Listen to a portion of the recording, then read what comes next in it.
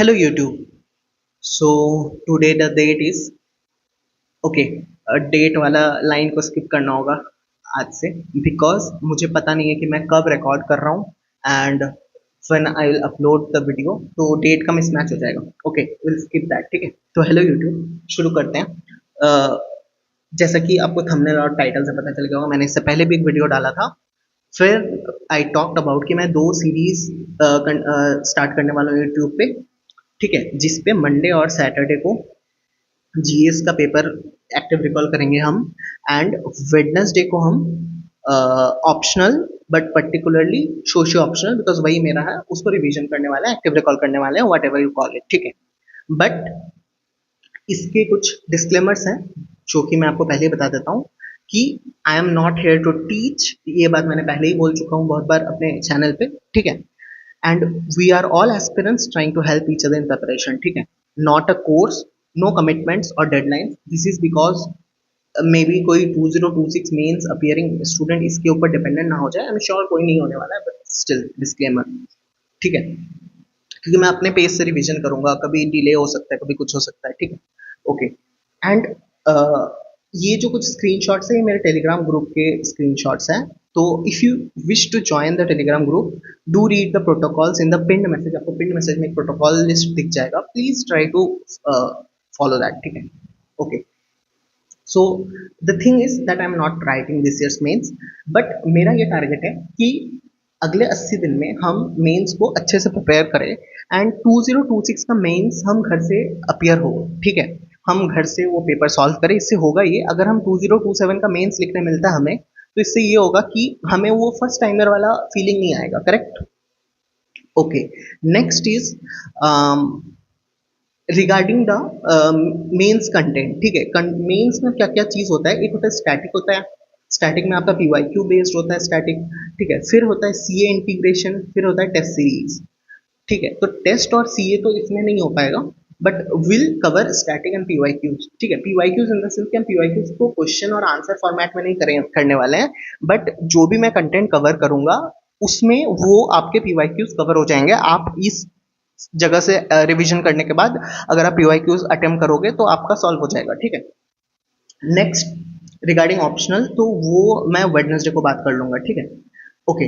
Another thing कि अगर आपने कभी इससे पहले इंटरनल सिक्योरिटी और जीएस3 नहीं पढ़ा है तो ये वीडियो शायद आपके लिए उतना बेनिफिशियल नहीं हो, क्योंकि ये स्पेशली उन लोगों के लिए है जिन्होंने जीएस3 पढ़ रखा है, कहीं से भी पढ़ रखा हो. मैंने शिविन सर से पढ़ रखा है, तो हम यहाँ पे रिवीजन करने वाले हैं. ठीक है, ओके. तो जो भी मैं कंटेंट यहाँ पे रिवीजन करूंगा या फिर बताऊंगा वो सर को क्रेडिट है, ऑब्वियसली उनका ही ये कंटेंट बनाया हुआ है. ठीक है, आपका जीएस3 में 250 मार्क्स का पेपर होता है ऑब्वियसली, एंड 5 उसमें सब्जेक्ट्स होता है. इको, इकोनॉमी, एग्रीकल्चर, एनवायरनमेंट, ठीक है, science and tech and internal security and disaster management. Correct.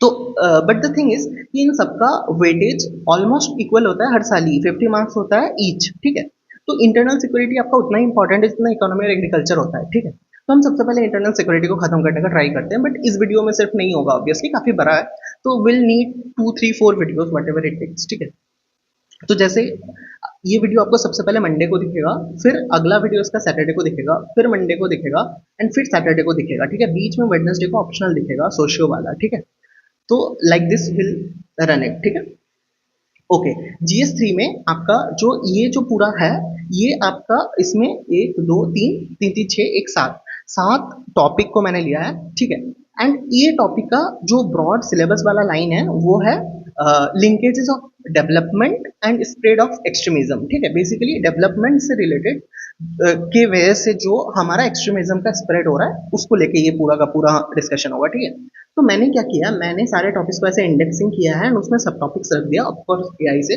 ठीक है, एंड मैंने हर एक पेज में ब्लैंक पेज लिया है और एक इंडेक्स का टॉपिक ले लिया है so that I can do the active recall here. ठीक है, so without a further ado let's start with this. ठीक है, तो सबसे पहले हम जो हमारा जो सबसे पहला सब टॉपिक है वो है आपका एलिमेंट्स ऑफ नेशनल सिक्योरिटी.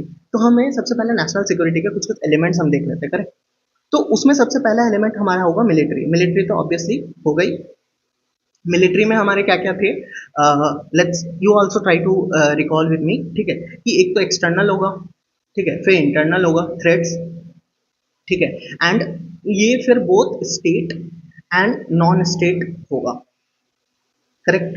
मतलब स्टेट मतलब हो गया कोई कंट्री हम पे कुछ अटैक वगैरह करे, एंड कोई नॉन कंट्री मतलब ग्रुप्स हो, कोई टेररिस्ट ग्रुप वो भी कर सकता है, करेक्ट। उसके बाद हमारा आ जाता है 4E फ्रेमवर्क, ठीक है। 4E फ्रेमवर्क क्या है मैं बताता हूँ। 4E में पहला E इज योर इकोनॉमिक, दूसरा इज योर इन्वायरमेंट, तीसरा E इज योर एनर्जी, चौथा ई इज योर एथनिक, ठीक है। Now ethnic is about your own country, ठीक है। मतलब आपके कंट्री में नेशनल हार्मनी होना चाहिए, ठीक है। नेशनल हार्मनी इसलिए इंपॉर्टेंट है कि अगर हम अपने ही देश में हार्मनी नहीं होगा तो will have a problem about the developments in the country, ठीक है। तो अपना देश में मतलब जैसे कि we should not be fighting on the basis of gender, caste और सेक्स और वट एवर, ठीक है। तो basically ethnic national harmony is important factor, ठीक है। उसके बाद एनर्जी बहुत इंपॉर्टेंट है, बिकॉज आप देख रहे होगे कि अभी मिडिल ईस्ट के वार्स के वजह से हमें कितना दिक्कत हो रहा है, oil prices are going up, ठीक है, बहुत सारा प्रॉब्लम्स हो रहा है, तो हमारा एनर्जी सिक्योरिटी बहुत इंपॉर्टेंट है, ठीक। ओके, नेक्स्ट इन्वायरमेंट, ठीक है। इन्वायरमेंट इसलिए इंपॉर्टेंट हो जाता है क्योंकि climate change is a very concerning factor अभी, ठीक है। सब तो चिल कर रहे हैं क्लाइमेट चेंज को लेके, ठीक है, कि हेडक्वार्टर होता है बहुत अच्छे अच्छे जगहों पे, घूमने वाले जगहों पे, ठीक है। आपने देखा होगा जो भी हम कॉप वगैरह का पढ़ते हैं, कॉन्फ्रेंस ऑफ पार्टीज वाले, तो वो सब ना बहुत ही मस्त जगहों पे होता है, ठीक है। तो सब जाते हैं, मस्त चिल करके आते हैं, ठीक है। But climate change is a very concerning factor, ठीक है, it's knocking on the door. उसके बाद इकोनॉमिक सिक्योरिटी तो भाई ऑब्वियसली है कि अगर हम पैसों के लिए किसी और पे डिपेंडेंट रहेंगे, जैसे हमारे पड़ोसी पड़ोसी है कोई देश जो हर कुछ दिन में पैसों के लिए भीख मांगते हैं लोगों से, ठीक है, तो वह वो सिचुएशन तो हमें नहीं चाहिए डेफिनेटली, ठीक है। ये हो गया। इसके बाद अगर हम देखें तो इसके बाद हमारा एक जियो स्ट्रेटेजिक फैक्टर आ जाता है, ठीक है। जियो स्ट्रेटेजिक में रिसोर्स आएगा, ठीक है। डिजास्टर सिक्योरिटी होना चाहिए हमारे पास, फूड सिक्योरिटी होना चाहिए हमारे पास। फूड सिक्योरिटी में अगर आप एक केस स्टडी यूज कर सकते हैं एग्जाम्पल की तरह, PL480। इसमें क्या होता है, ये पब्लिक लॉ 480 होता है, जिसके तहत पे हम जब हमारे पास खाने की प्रॉब्लम थी सफिशिएंट, तो हम यूएस से खाना मंगवाते थे, ठीक है। तो उससे प्रॉब्लम ये हुआ कि पाकिस्तान जो है वो यूएस अलाई है, ठीक है। तो मतलब जब भी हम हमारा वार होता था ना, तो हम जीतने पे आते थे तो अमेरिका हमारा फूड सिक्योरिटी को लेकर ब्लैकमेल करने लगता था, ठीक है। तो that was a huge problem, and this is the birth of green revolution by MS Swaminathan sir, ठीक है। And this green revolution was both boon and bane, ठीक है। कैसे, ठीक है, इसका ये रीजन है कि जो ग्रीन रिवॉल्यूशन हुआ ना वो कंट्री में इवनली नहीं हो पाया, ठीक है। मतलब जो इंडिया है, मुझे मैप बनाने नहीं आता गाइस, मतलब मुझे मैप बनाना सीखना होगा अगले 80 दिन में, ठीक है। तो आज मैं नहीं बनाता हूँ because I don't want to make a distorted map of a country, ठीक है। तो समझ लो कि ऐसे, मतलब आप ऐसे करके समझ लो कि ये अगर हमारा, नहीं कुछ भी नहीं बोलता हूँ मैं यहाँ पे, बहुत रिस्की है ये, ठीक है। तो आप समझ लो कि इंडिया का जो मैप है उसमें ऐसे कर लेते हैं, नॉर्थ साउथ ईस्ट वेस्ट, ठीक है। तो इस साइड में तो हमारा अच्छा खासा ग्रीन रिवॉल्यूशन हुआ, ठीक है, बट इस साइड में ना हमारा ग्रीन रिवॉल्यूशन नहीं हो पाया। तो इसके वजह से ना यहाँ पे ना काफी ज्यादा एक गवर्नेंस डेफिसिट क्रिएट हुआ, ठीक है। तो इसके वजह से आप देखोगे नक्सलिज्म वाला जो फैक्टर है वो यहीं पे है, नॉर्थ ईस्ट इंसर्जेंसी यहीं पे है, समझ लो। जहाँ पे मतलब आप खुद भी देखो कि अगर आपके कंट्री में लोग, यूथ, अगर हमारे कंट्री में अगर मान लो यूथ एम्प्लॉयड है, ठीक है, and they are busy in something, तो they will not be engage in some wrong activities, correct. तो सेम फैक्टर था, ठीक है।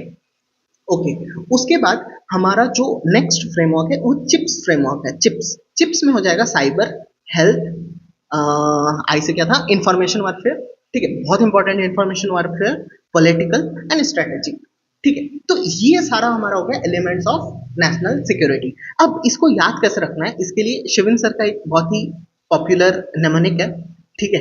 एंड डोंट जज अबाउट दिस नेमोनिक, हमें बस याद रखने से मतलब है, ठीक है। तो ये नेमोनिक क्या है मैं बताता हूँ आपको। My girlfriend is for ever ready to eat chips, ठीक है, ये शिविन सर का दिया हुआ नेमोनिक है। ये अब कैसे यूज हो सकता है, माई से, एम से मिलिट्री हो गया, जियो स्ट्रेटेजिक हो गया, फूड हो गया, 4E से इकोनॉमिक, एनवायरमेंट, एनर्जी, एथनिक हो गया, RD से रिसोर्स और डिजास्टर हो गया, चिप से cyber, health, information, political and strategic हो गया, ठीक है। तो ये लाइन से हमारा पूरा एलिमेंट्स ऑफ नेशनल सिक्योरिटी हो गया था, करेक्ट। ओके, अब फटाफट हम नेक्स्ट पे मूव करते हैं, ज्यादा डिले नहीं करते हैं। नेक्स्ट हो गया हमारा नेशनल सिक्योरिटी डॉक्ट्रिन। ठीक है, अब नेशनल सिक्योरिटी डॉक्ट्रिन बहुत ही इंटरेस्टिंग है। ठीक है, इस पे मोस्ट प्रोबेबली पीवाईक्यू नहीं आया अभी तक।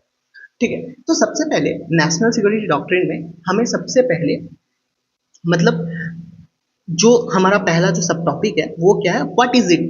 ठीक है, मतलब हम कोई भी चीज अगर जीएस पेपर में देखेंगे तो सबसे पहले हम देखेंगे what is it, why is it, how is it, इसका चैलेंजेस क्या है, वे फॉरवर्ड क्या है। This is a common way to prepare for GS subjects. ठीक है, तो अगर हम नेशनल सिक्योरिटी डॉक्ट्रिन देखें, व्हाट इज इट, ठीक है, तो ये बेसिकली है कि हमारे पास कुछ रिटर्न चीजें होंगी, विजन होगा।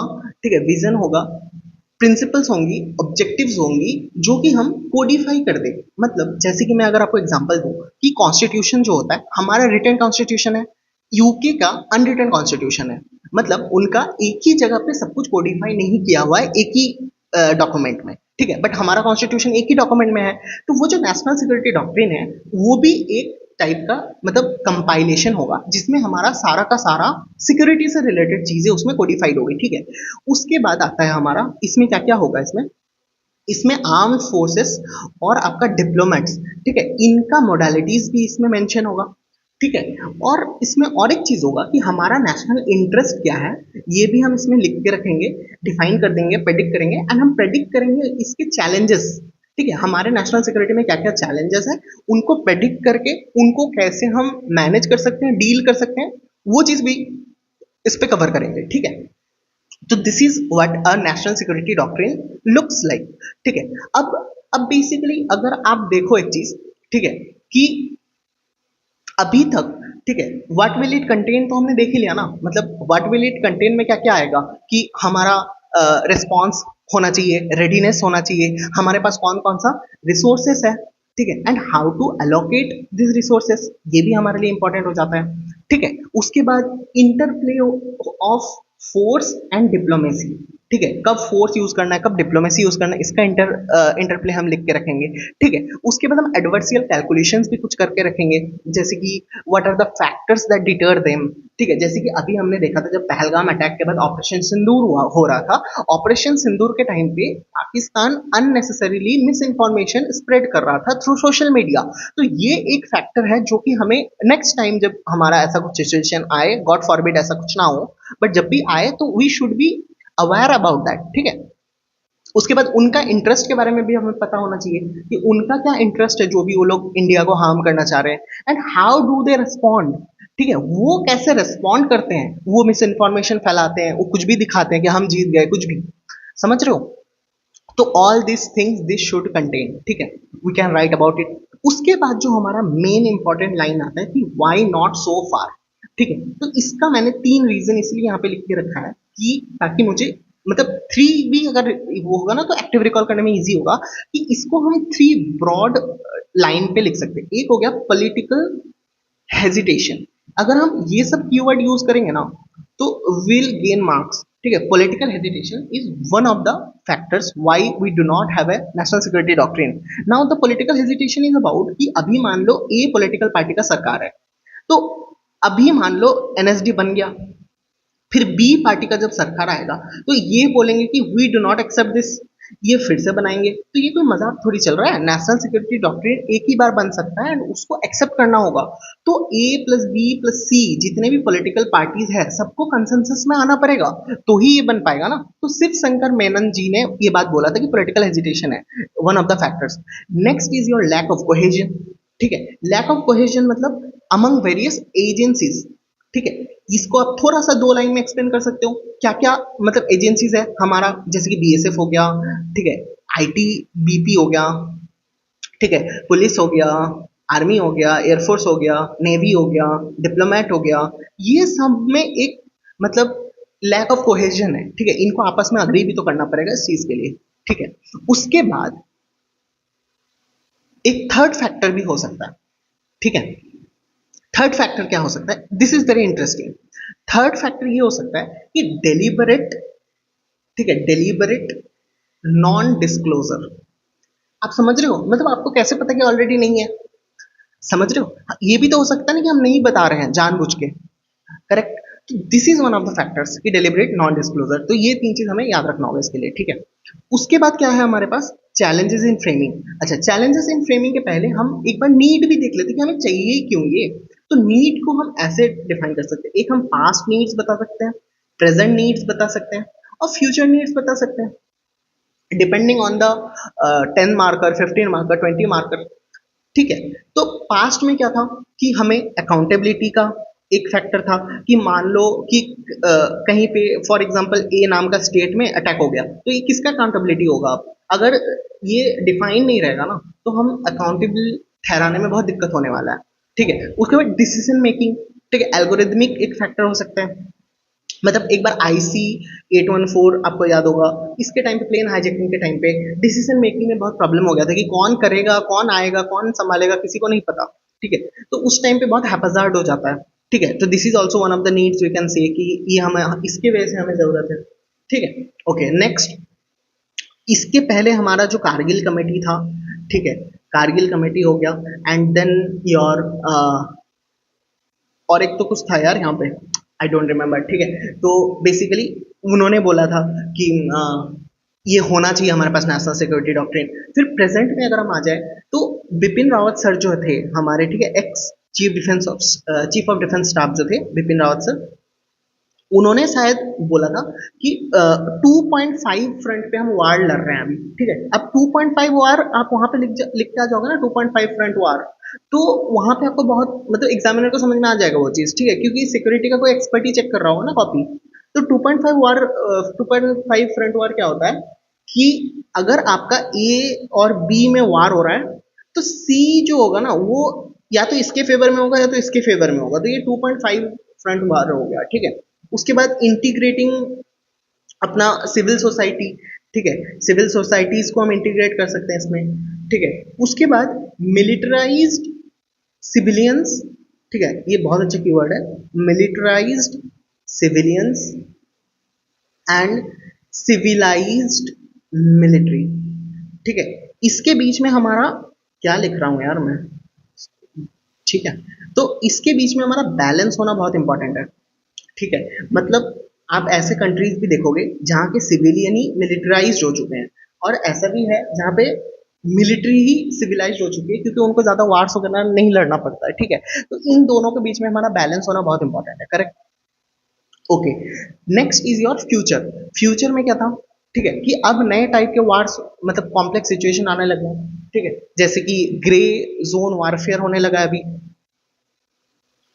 तो these are very important keywords, ठीक है। उसके बाद जैसे कि एम एन नारायण सर ने बोला था एक keyword, cart before the horse, ठीक है, ये सब बस वहां पे डेकोरेट करने के लिए कॉपी, ठीक है। तो these are the needs, but इसके अब चैलेंजेस भी है, ठीक है। चैलेंजेस डिस्कस कर लेते हैं, क्या क्या चैलेंजेस हो सकता है इसका। चैलेंजेस ये हो सकता है कि आइडियोलॉजी के लेवल पे कुछ चैलेंजेस होगी कि हम स्ट्रेटेजिक फैक्टर्स के वजह से रेस्ट्रेंट कर रहे हैं, ठीक है, मतलब हमारा आइडियोलॉजी मैच नहीं हो पा रहा है सबके साथ। फिर गोल्स, ठीक है, डाइवर्जेंट गोल्स, ठीक है। उसके बाद फ्रेमिंग में प्रॉब्लम है, ठीक है, सिविल और मिलिट्री के बीच में एक हमारा कोई कंसेंसस होना चाहिए तो ही ये फ्रेम हो पाएगा, ठीक है। उसके बाद अपडेशन भी करना होगा, ऐसा तो नहीं है कि हम बना के छोड़ दिए 1970s में और वो 2026 में भी काम आएगा, ऐसा तो हो नहीं सकता है, रेगुलर अपडेशन चाहिए। फिर एग्जीक्यूशन में भी प्रॉब्लम है, ठीक है। एग्जीक्यूशन में ये प्रॉब्लम है कि मान लो हम एकदम रिजिड हो गए कि अगर ए इंस्टेंस हुआ तो हम बी एक्शन लेंगे, बट क्या पता A.5 हो जाए और वहां पे कुछ सी लेना चाहिए, बट हम तो ऑलरेडी फिक्स है कि हम बी ही लेंगे एक्शन, तो उसमें कुछ दिक्कत हो सकता है, ठीक है। उसके बाद अब फीडबैक एक प्रॉब्लम है कि बहुत सारा थिंक टैंक चाहिए इसके लिए, कौन आपको बताएगा, ठीक है, कि कैसे हमारा होना चाहिए नेशनल सिक्योरिटी डॉक्ट्रिन। तो this are the some problems, ठीक है। उसके बाद हम इसको कंक्लूड कर सकते हैं, ठीक है, कि आप ऐसा करना कि कुछ कंक्लूजन एनएसडी के प्रो में दे देना, कुछ काउंटर में दे देना। काउंटर में आप एक इजीली दे सकते हो, नॉट रिटन, ठीक है, is not equal to not there, ठीक है। जो मैंने ऊपर भी बोला था कि जस्ट बिकॉज हमारे पास है नहीं, मतलब जस्ट बिकॉज हमारे पास लिखा हुआ एक जगह पे नहीं है publicly available, doesn't mean we don't have it. फिर दोवल डॉक्ट्रिन भी है हमारे पास, अजीत दोवल सर जो है, तो उन्होंने कुछ, उनका कुछ डॉक्ट्रिन है, ठीक है। आप इतना भी लिख दोगे तो बहुत हो जाएगा, ठीक है। उसके बाद आप प्रो एनएसडी में लिख सकते हो कि कॉन्फ्लिक्ट रिडन ग्लोबल लैंडस्केप, ठीक है, ऐसा कुछ तो था, कॉन्फ्लिक्ट रिडन एरियाज में ही हेल्प होगा, आप वो भी लिख सकते हो। क्या था अभी तो हमने डिस्कस किया था कि हाँ अकाउंटेबिलिटी वाला फैक्टर हमारा इंप्रूव हो जाएगा, मतलब जो चैलेंजेस है वही ना वे फॉरवर्ड होगा। आप ऐसे सोचो ना कि जो आपका प्रॉब्लम है उसके नहीं होने की वजह से वही आपका कंक्लूड, मतलब हो, अगर वो आ जाए हमारे पास तो वही उसका सोल्यूशन होगा ना, ठीक है। ओके, नाउ इंट्रो कंक्लूजन का अगर थोड़ा बात करें तो इंट्रो ना हम कुछ कैची रखेंगे, तो जैसे कि हम कोई कोट कर सकते किसी को, जैसे general CDS general Anil Chauhan sir जो थे, उनका एक वो है, कोट है कि I don't remember exactly the quote, मतलब ये आपको पूरा प्रैक्टिस करना पड़ेगा, ठीक है।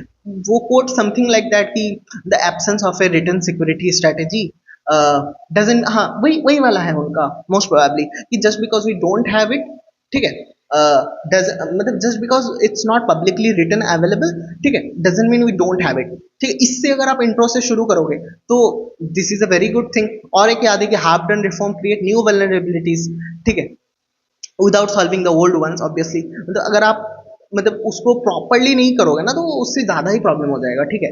अच्छा, कुछ रीसेंट कॉन्टेक्स्ट भी है कि ऑनरेबल पीएम नरेंद्र मोदी जी ने बोला था 3 की पिलर्स के बारे में, ठीक है, कि एक तो हम डिसीसिव रिटेलिएशन करेंगे, फिर हम no tolerance for nuclear blackmail, nuclear blackmail से हम डरने वाले नहीं है, ठीक है, और हम जो स्पॉन्सर करेंगे और जो टेररिस्ट होंगे एक्चुअली में उनमें हम कुछ डिफरेंस नहीं देखेंगे, ठीक है। These are some things that you can use to write in the intro conclusion according to you. अभी मैं यहाँ पे एग्जैक्ट बता दूंगा मैं क्या लिखूंगा, फिर सब सबका वही कॉपी हो जाएगा ना, so this is the point, ठीक है। तो I think we are done with this also. एक बार हम वो भी कर लेते हैं, नेक्स्ट टॉपिक पे आ जाते हैं हम। नेक्स्ट टॉपिक मैंने रखा है लेफ्ट विंग एक्सट्रीमिज्म, ठीक है। तो लेफ्ट विंग एक्सट्रीमिज्म का बात करते हैं। अब लेफ्ट विंग एक्सट्रीमिज्म का जो मेन बात है ना, वो मैंने आपको तभी बोला था कि जो नॉर्थ साउथ ईस्ट वेस्ट, ठीक है, इस पे जो हमारा ग्रीन रिवॉल्यूशन जो हुआ था उस टाइम पे वो इस जगह पे हुआ था मोर और लेस, इस जगह पे नहीं हुआ था। एंड इसके वजह से यहाँ पे हुआ डेवलपमेंटल डेफिसिट, ठीक है। डेवलपमेंटल डेफिसिट के वजह से हुआ स्प्रेड ऑफ एक्सट्रीमिज्म, ठीक है। ओके, 4 फेजेस ऑफ इवोल्यूशन हम देख लेते हैं, ठीक है। 4 फेजेस ऑफ इवोल्यूशन में क्या है, सबसे पहला तो नक्सलबारी अपराइजिंग होगा, ठीक है। नक्सलबारी एक जगह है बंगाल में ही है, ठीक है। चारू मजूमदार करके आपने नाम सुना होगा, चारू मजूमदार जो थे उन्होंने ये मूवमेंट बिगिन किया था, ठीक है। उसके बाद नेक्स्ट फेज में क्या हुआ कि कुछ कुछ ऐसे वो बने, फ्रंट्स बने, ठीक है, जो आपका ये सब लीड करते थे एक्सट्रीमिस्ट मूवमेंट, ठीक है। ये सब मैं बताऊंगा आपको, communist party of India, Marxist Lenin, तो ये लोग एक्सट्रीमिस्ट ग्रुप थे उस टाइम पे, ठीक है। उसके बाद क्या हुआ कि ये आपका एमसीसी जो थर्ड फेज आता है उसमें होता है MCC plus PU plus PWG, ये तीनों मिलके बनते हैं सीपीआई माओइस्ट, ठीक है। तो उसमें सलवा जुदुम वाला भी केस है, ठीक है। So these are the keywords for evolution. And third phase, तो ये आप कैसे बना सकते हो वहां पे एग्जाम में, कि आप ऐसे करके एक सनराइज बना सकते हो, ठीक है, सनराइज बना सकते हो एंड 4 इवोल्यूशन आप पॉइंट लिख सकते हो ऐसा करके इवोल्यूशन करके, और यहाँ पे आप ऐसे लिख दो इवोल्यूशन, ठीक है। तो जैसे सनराइज होता है तो कैसे राइज हुआ वो भी यहाँ पे हो जाएगा, सो ठीक है। फोर्थ वाला था कि आपका जो इन्होंने फिर रिट्रीट वगैरह कुछ कर दिया था, मतलब 2014 ऑनवर्ड्स काफी कम हो गया था ये चीज, ठीक है। ओके, अब इनका एरिया ऑफ प्रेजेंस भी हम देख लेते हैं। एरिया ऑफ प्रेजेंस आपका एक तो रेड कॉरिडोर हम बोलते हैं, ठीक है, इनको हम बोलते हैं रेड कॉरिडोर, ठीक है, रेड कॉरिडोर बोलते हैं, इसी पे मेन इनका ऑपरेशन है। ठीक है, अब नॉर्थ में इनका है कुछ, ठीक है, इस पे कुछ तो था, I am not able to recall. ठीक है, यही प्रॉब्लम होगा एक्टिव रिकॉल में, सब कुछ एग्जैक्टली याद तो नहीं आने वाला है। ठीक है, तो इसको हम अभी फॉर नाउ इसको हम जाने देते हैं। एक ट्राई जंक्शन मुझे याद है कि JCO MMC एंड KKT, ये ट्राई जंक्शन है, झारखंड, छत्तीसगढ़, ओडिशा, महाराष्ट्र, मध्य प्रदेश, छत्तीसगढ़, केरला, कर्नाटका, तमिलनाडु। ठीक है, these are some tri junctions जहां पे ये चीजें, मतलब झारखंड, छत्तीसगढ़, ओडिशा के बीच में जो ट्राई जंक्शन है वहां पे वो चीज एग्जिस्ट करती है। ठीक है, तो ऐसे भी आप डायग्राम बना सकते हो, JCO MMC, मतलब पूरा लिखना वहां पे ऑब्वियसली, KKT। ठीक है, दिस इज ऑल्सो अ वे। ठीक है, अच्छा, हम कुछ डेटा भी याद रख सकते हैं कि 2010 से 2024 के बीच में 81% रिड्यूस हुआ है। ठीक है, वायलेंस में। So these are some data. Okay, move on to next subtopics, drivers. ठीक है, क्या क्या ड्राइवर्स हैं? तो एक तो हो गया लैंड डिस्ट्रीब्यूशन प्रॉब्लम। ठीक है, तो जो हमारे ट्राइबल ग्रुप्स थे वो तो इसमें रहते थे, फॉरेस्ट एरियाज में रहते थे, फिर उनसे फॉरेस्ट छीन लिए गया, उनके साथ कुछ हिस्टोरिकल भी इनजस्टिस होता है। ठीक है, तो लैंड डिस्ट्रीब्यूशन फेलियर के वजह से भी ये चीज राइज हुआ। ठीक है, तो इन्होंने कुछ कुछ फिर प्रोटेस्ट करने लगे, जैसे आपने मॉडर्न हिस्ट्री में लैंड टू द टीलर सुना होगा। अब लैंड टू द टीलर तो वाज अ इंडिपेंडेंट स्लोगन। ठीक है, अब ये लोग इसको, अब ये तो बेसिकली टेररिस्ट ही है ना। ठीक है, मतलब जो भी स्टेट के अगेंस्ट वेपन्स उठा रहे हैं उसको तो हम टेररिस्ट ही बोलेंगे। ठीक है, उसके बाद डेवलपमेंटल भी डिस्प्लेसमेंट हुआ। ठीक है, कि डेवलपमेंट के वजह से लोगों को हम डिस्प्लेस कर दिए। ये खाका कमेटी का रिपोर्ट आया था, इसको लिखते एक्स एक्स है बट ये खाका कमेटी प्रोड्यूस होता है। ठीक है, तो 40% ट्राइबल विक्टिम्स हैं उनमें से। ठीक है, इनको अब रिसोर्सेस का लैक हो गया, तो इसके वजह से ये लोग राइज हो गए। लैक ऑफ गवर्नेंस तो हम कहीं भी लिख सकते हैं। ठीक है, मेंस में थोड़ा सा दिमाग लगाना होगा, सारा चीज रट के नहीं जा सकते हर क्वेश्चन के लिए, और हर क्वेश्चन आपके नोट से आने भी वाला नहीं है। समझ रहे हो guys? Also request that do consider liking the video if you like the content. इससे होगा कि ये रीच बढ़ेगा इसका। ठीक है, जस्ट इफ यू वांट, ठीक है, just consider liking the video. ठीक है, नेक्स्ट, फॉरेस्ट पॉलिसी। ठीक है, forest policy is a historical challenge. Environment में हम पढ़ते हैं कि कैसे कैसे फॉरेस्ट राइट्स एक्ट और CFR वगैरह सब कुछ इवॉल्व होता है। फिर पुलिस और स्टेट रिप्रेशन होता है। मतलब द प्रॉब्लम इज कि पुलिस इन पे ब्रुटैलिटी करती है। अब क्यों करती है ब्रुटैलिटी?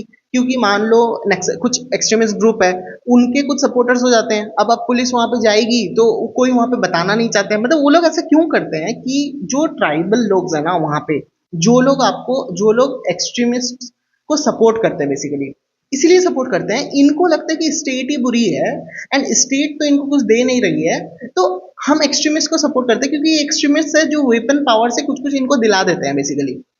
ठीक है, समझ रहे हो?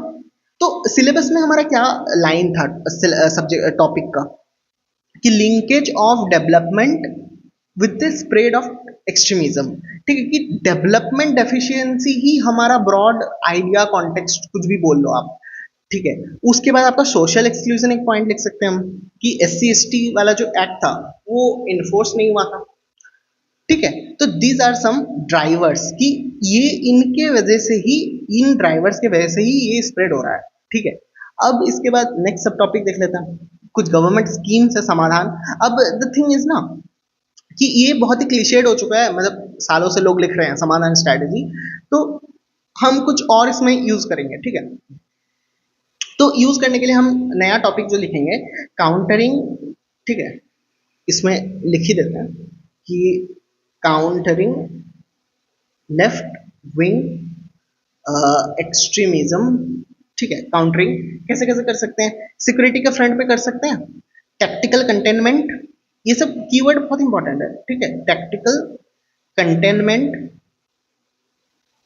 यार जल्दी करने के चक्कर में ना, tactical containment to structural disintegration. अब ये आप लिख के आओगे पेपर में तो ये this is a very good point ना, कि पहले हम टैक्टिकली कंटेन करना चाहते थे, फिर हम स्ट्रक्चरली डिसइंटीग्रेट, मतलब उनको जड़ से ही हम हटाना चाह रहे हैं अब। ठीक है, no holds barred strategy, no holds barred strategy, ठीक है, this is another one, correct. Okay, next is our developmental factor, कि हम क्या करेंगे, 3C अप्रोच, मतलब 3 communication approach, road, mobile, financial connectivity. अच्छा, आप सोच सकते हो कि वहां पे मोबाइल टावर्स तक नहीं है, तो उनको मिस इन्फॉर्मेशन फैलाया जा रहा है अगेंस्ट द स्टेट, कि स्टेट तो आपका बुरा चाहती है, तो वो लोग तो बेचारे उतने पढ़े लिखे नहीं है हमारे जैसे ना, तो उनको कुछ भी आप समझा दो समझ जाएंगे, ठीक है, this is the broad issue. Okay, next political, ठीक है, कि उनका जो लेजिटिमेट ग्रीवांसेस है, मतलब वो कुछ कुछ तो नॉन लेजिटिमेट भी ग्रीवांस करेंगे ना, डिमांड करेंगे ऑफ कोर्स, तो कुछ उनके जो लेजिटिमेट डिमांड्स है उनको हम एक्सेप्ट कर लेते हैं, ठीक है। फिर कुछ पॉलिटिकल के अंडर ही हम लिख सकते हैं कि हम पीस को फोकस करेंगे इंस्टेड ऑफ ब्रुटैलिटी, ठीक है, इसको कुछ ऐसे करके लिख सकते हैं हम काउंटर करने के लिए। तो आपको 3 ब्रॉड लाइन के अंदर 2-2 करके पॉइंट अगर लिख दोगे तो कितना हो गया, 6 पॉइंट हो गया काउंटरिंग में, आपको 2 ही पेज मिलेगा ना भाई, ठीक, उससे ज्यादा तो नहीं मिलने वाला है। तो यहाँ पे आप इंट्रो दे दो, यहाँ पे कंक्लूजन दे दो, बीच में बॉडी में आपको एड्रेस कर दो सब टॉपिक्स को, सिंपल, ठीक है। ओके, गवर्नमेंट स्कीम्स देख लेते हैं, कुछ कुछ गवर्नमेंट स्कीम्स हम डाल देंगे उसमें, ठीक है। तो गवर्नमेंट स्कीम्स में मोबाइल टावर, वही चीज जो बताया, जो वहां पे लैक होगा वही ना डालेंगे, रोड नहीं है तो रोड बनाएंगे, मोबाइल टावर नहीं है तो मोबाइल टावर डालेंगे, समझ रहे हो, ठीक है। अच्छा, कुछ कुछ स्पेशलाइज जो स्कीम्स आप याद कर सकते हो, ये काउंटर वाला पॉइंट हो गया, कुछ स्पेशलाइज स्कीम्स आप याद कर सकते हो, पीएम जनजातीय उन्नत ग्राम योजना, particularly vulnerable tribal group development mission, ठीक है, Eklavya model residential school, tribal youth exchange program, youth को आप एंगेज कर दोगे तो ये सब होगा ही नहीं ना, समझ रहे हो, ठीक है, दिस इज द पॉइंट। अच्छा, एक हमारा टारगेट भी है, आप इसको इंट्रो में यूज कर सकते हो, नक्सल मुक्त भारत अभियान, ठीक है, एलिमिनेट नक्सलिस्ट बाय 31 मार्च 2026, तो ये 2026 मेंस में आ सकता है ये सवाल, correct. So these are the things. अब देखो, समाधान स्ट्रेटेजी जो बहुत मैंने बोला कि क्लीसेड, ये मैंने याद भी नहीं किया ऑनेस्टली, बिकॉज मतलब सर ने तो ऑब्वियसली पढ़ाया था, नोट्स में भी है, बट सर ने बोला था कि इसको यूज मत करना, कुछ और यूज करना, क्योंकि ये बहुत ज्यादा क्लीसेड है, ठीक है, तो I am not focusing on this much, ठीक है। ओके, और क्या है, फिफ्थ शेड्यूल वाला एक इशू आ जाता है, कि फिफ्थ शेड्यूल में जो जो एक बार फिफ्थ शेड्यूल के रिगार्डिंग आपका वो भी आया था, पीवाईक्यू भी है इसमें, ठीक है। तो फिफ्थ शेड्यूल में बेसिकली करना क्या क्या रहता है, कि गवर्नर के पास पावर होता है, पर देखो जो चैलेंजेस लिखेंगे उसी को वे फॉरवर्ड लिखेंगे, ठीक है। जैसे कि मैंने इतना गंदा कर दिया, इसको यहीं पे हो जाएगा, कि जैसे कि फिफ्थ शेड्यूल का अभी हम लिखेंगे, ठीक है। फिफ्थ शेड्यूल में देखो क्या होता है, कि जैसे गवर्नर हमने लिखा, ठीक है, गवर्नर को करना चाहिए बट लैक ऑफ कैपेसिटी है, ठीक है। ट्राइबल एडवाइजरी काउंसिल तो है, बट उसमें टोकेनिस्टिक मीटिंग होती है, मतलब बस नाम का होता है, ठीक है, कुछ काम का मीटिंग नहीं होता है। लॉज लॉज इंप्लीमेंट का प्रॉब्लम है, ठीक है। प्रेसिडेंट को रिपोर्ट भेजना होता है, उसमें भी कैजुअल हो जाता है, वो चीज इरेगुलर हो जाता है, ठीक है। सेंटर को डायरेक्शन देना चाहिए, वो भी नॉट गिवन है, ठीक है। बस these are your fifth schedule, मतलब ये सब होना चाहिए, ये सब नहीं हो रहा है, ठीक है। This is creating developmental issue and this creating spread of extremism, समझ रहे हो, दिस इज द पॉइंट, ठीक है। अब इंट्रो कंक्लूजन डालते हैं कुछ कुछ, ठीक है। इंट्रो कंक्लूजन, जैसे ऑनरेबल होम मिनिस्टर ने एक बात बोला था, वी आर बिल्डिंग अ सशक्त, ये मैंने कोट्स का एक शीट बनाया हुआ है, ठीक है, कि कोट्स तो हम कोट भाई ऐसे एक्टिव रिकॉल में कैसे ही बता सकते हैं, ठीक है। कोट्स ऐसे इंस्टेंटली याद करना बहुत प्रॉब्लम है, हमें ऐसे GS paper wise, topic wise, ठीक है, GS paper wise, topic wise हमें वो कर लेना होगा, वन पेजर कोटेशंस का बना लेना होगा, जिससे हम उसको इंस्टेंटली यूज कर पाए, ठीक है। So this is broadly our active recall for this one, ठीक है। इसके बाद अपना नेक्स्ट नॉर्थ ईस्ट आएगा। अच्छा, ये न्यूक्लियर सिक्योरिटी डॉक्ट्रिन है, इसको करते हैं बाद में। नॉर्थ ईस्ट इंसर्जेंसी कर लेते हैं। नॉर्थ ईस्ट इंसर्जेंसी में एक तो हमारा ये एनएलएम टैब लिख के रखा मैंने। एनएलएम टैब क्या है, नागा, लिशाई हिल्स, मणिपुर, त्रिपुरा, असम, बोडोलैंड, ठीक है। Now Manipur issue is very very sensitive. Manipur पे हम बात नहीं करेंगे, ठीक है, यहाँ पे, बिकॉज पता नहीं किसके सेंटिमेंट हर्ट हो जाएगा, कुछ अभी उसके बारे में श्योरिटी भी नहीं है। आई एम नॉट श्योर कि यूपीएससी भी पूछेगी कि नहीं पूछेगी, because government of India is involve in that. ठीक है, तो उसको थोड़ा मतलब इग्नोर करेंगे अभी यूट्यूब पे पब्लिकली, तो ठीक है। अच्छा, असम में अगर हम देखें एक बार, असम में क्या हुआ था कि 1910 के अराउंड दिग्बॉय ऑयल फील्ड मिला था, कुछ ऑयल मिला था बेसिकली वहां पे। तो अब देखो, ऑयल एक्सट्रैक्शन से तो पैसे मिलते हैं, बट ऑयल का प्यूरिफिकेशन से ज्यादा पैसे मिलते हैं। बट उस टाइम पे क्या हुआ ना कि ऑयल एक्सट्रैक्ट तो किया गया असम से, और उसको ले जाया गया आपका बरौनी में, वहां पे जाके उसको प्यूरिफाई किया गया, वहां पे इंडस्ट्री बनी। तो ये असम वाले लोग बहुत ज्यादा ट्रिगर हो गए। फिर 1970s में आपको पता ही है कि बांग्लादेशी इन्फ्लुएंस होने लगा वहां पे, उनके खुद के लैंग्वेज पे प्रॉब्लम हो गया। फिर इसी के चलते इन्होंने उल्फा कुछ बना था, अब इसका मुझे अभी फुल फॉर्म ध्यान नहीं आ रहा है, ठीक है, कुछ तो उल्फा बना था, अभी आ जाएगा मुझे याद, ठीक है। तो उल्फा के जो ये बनता है, ठीक है, तो ये लोग ना वायलेंट हो गए बहुत ज्यादा। तो इनको टैकल करने के लिए हमने ऑपरेशन राइनो भी किया था, मतलब भूटान, बांग्लादेश, म्यांमार, ठीक है। ओके, आफ्टर दैट एक हुआ था असम AASU करके कुछ था, ठीक है, कि एक बार मैं गूगल ही कर लेता हूँ AASU क्या था फुल फॉर्म इसका। AASU असम कुछ तो ऑल इंडिया, हाँ, all Assam student union, all India क्यों होगा, कॉमन सेंस है ना, ऑल असम स्टूडेंट यूनियन, ठीक है। इनके साथ कुछ असम अकॉर्ड हुआ था कि कुछ कुछ डेट्स थे वहां पे, 1 जनवरी 1966 सिटीजन्स का, फिर इसके बाद जो आए होंगे उसको डिटेक्ट एंड डिपोर्ट करेंगे, ठीक है। तो all this things were there, ठीक है। फिर हमने उल्फा अकॉर्ड भी किया था 2024। These points are for your intro purpose, ठीक है, इससे बॉडी नहीं बनने वाला है, these are for intro purpose, ठीक है। उसके बाद एक केस स्टडी हमारे जो एनएलएम टैब था, एनएलएम टैब में एक हो गया हमारा असम। फिर नागा हिल्स, अब उनको ग्रेटर नागालिम बनाना है, ठीक है, मतलब उनके जो नागालैंड के जो लोग हैं, वो नागाज जो हैं वो दूसरे दूसरे जगह में स्कैटर्ड है, मतलब दूसरे दूसरे स्टेट में वो स्कैटर्ड है, तो उनको ये पूरा थोड़ा थोड़ा करके पार्ट लेना है दूसरे स्टेट्स के, उनको ग्रेटर नागालैंड बनाना है, तो उनमें इंटर एथनिक राइवलरी आ जाता है, ठीक है। एंड वो लोग कुछ NSCN करके नागा का उनका अपना कुछ बनाते हैं, ठीक है। तो जो NSCN की जो के वाला, मतलब मैंने ना इनका ऑनेस्टली फुल फॉर्म नहीं याद करने का कोशिश किया है, कि मैं ऐसे याद रख लूंगा ना कि NSCN का जो के था, के वाला मतलब इन्होंने कंटिन्यू कर लिया वायलेंस, और जो IM वाला एक विंग था, इन्होंने फ्रेमवर्क और एग्रीमेंट में आ गए, ठीक है। ओके, उसके बाद अगर हम एक बार टोपोलॉजी देखें, ठीक है, कि हमारा नॉर्थ ईस्ट इंसर्जेंसी का हम एक बार डिटेल में देखते हैं, ठीक है। इसमें क्या है कि सबसे पहले तो इंसर्जेंसी है, ठीक है। अब इंसर्जेंसी कैसे हो रहा है, वेरियस ग्रुप्स है, वेरियस ग्रुप्स स्कैटर्ड है अक्रॉस स्टेट्स, ठीक है, स्टेट के सराउंडिंग्स में स्प्रेडेड है। फिर स्पॉन्सर्ड टेररिज्म हो रहा है, ठीक है। Sponsored terrorism is basically role of China and Myanmar, ठीक है। एथनिक क्लासेस, ठीक है, एथनिक क्लासेस में क्या था कि आपका कुछ तो था, इसमें याद नहीं आ रहा मुझे अभी, ठीक है। उसके बाद आपका इकोनॉमिक तो एक हो गई, ठीक है, डेवलपमेंटल डेफिसिट, ये तो हमें जहां भी मौका मिले वर्ड बनाने के लिए हम लिख सकते हैं इसको, ठीक है। फिर इंपॉर्टेंट एक है सेसेशनिस्ट डिमांड्स, क्योंकि आपको सारा तो नहीं लिखना है ना, आपको कुछ ही लिखने हैं, ठीक है, तो आप अपने हिसाब से कुछ 4-5 पॉइंट याद कर लो, ठीक है, नागा इंसर्जेंसी और नागालिम वाला पॉइंट, ठीक है। उसके बाद कल्चरल थ्रेट्स हो जाएंगे कुछ,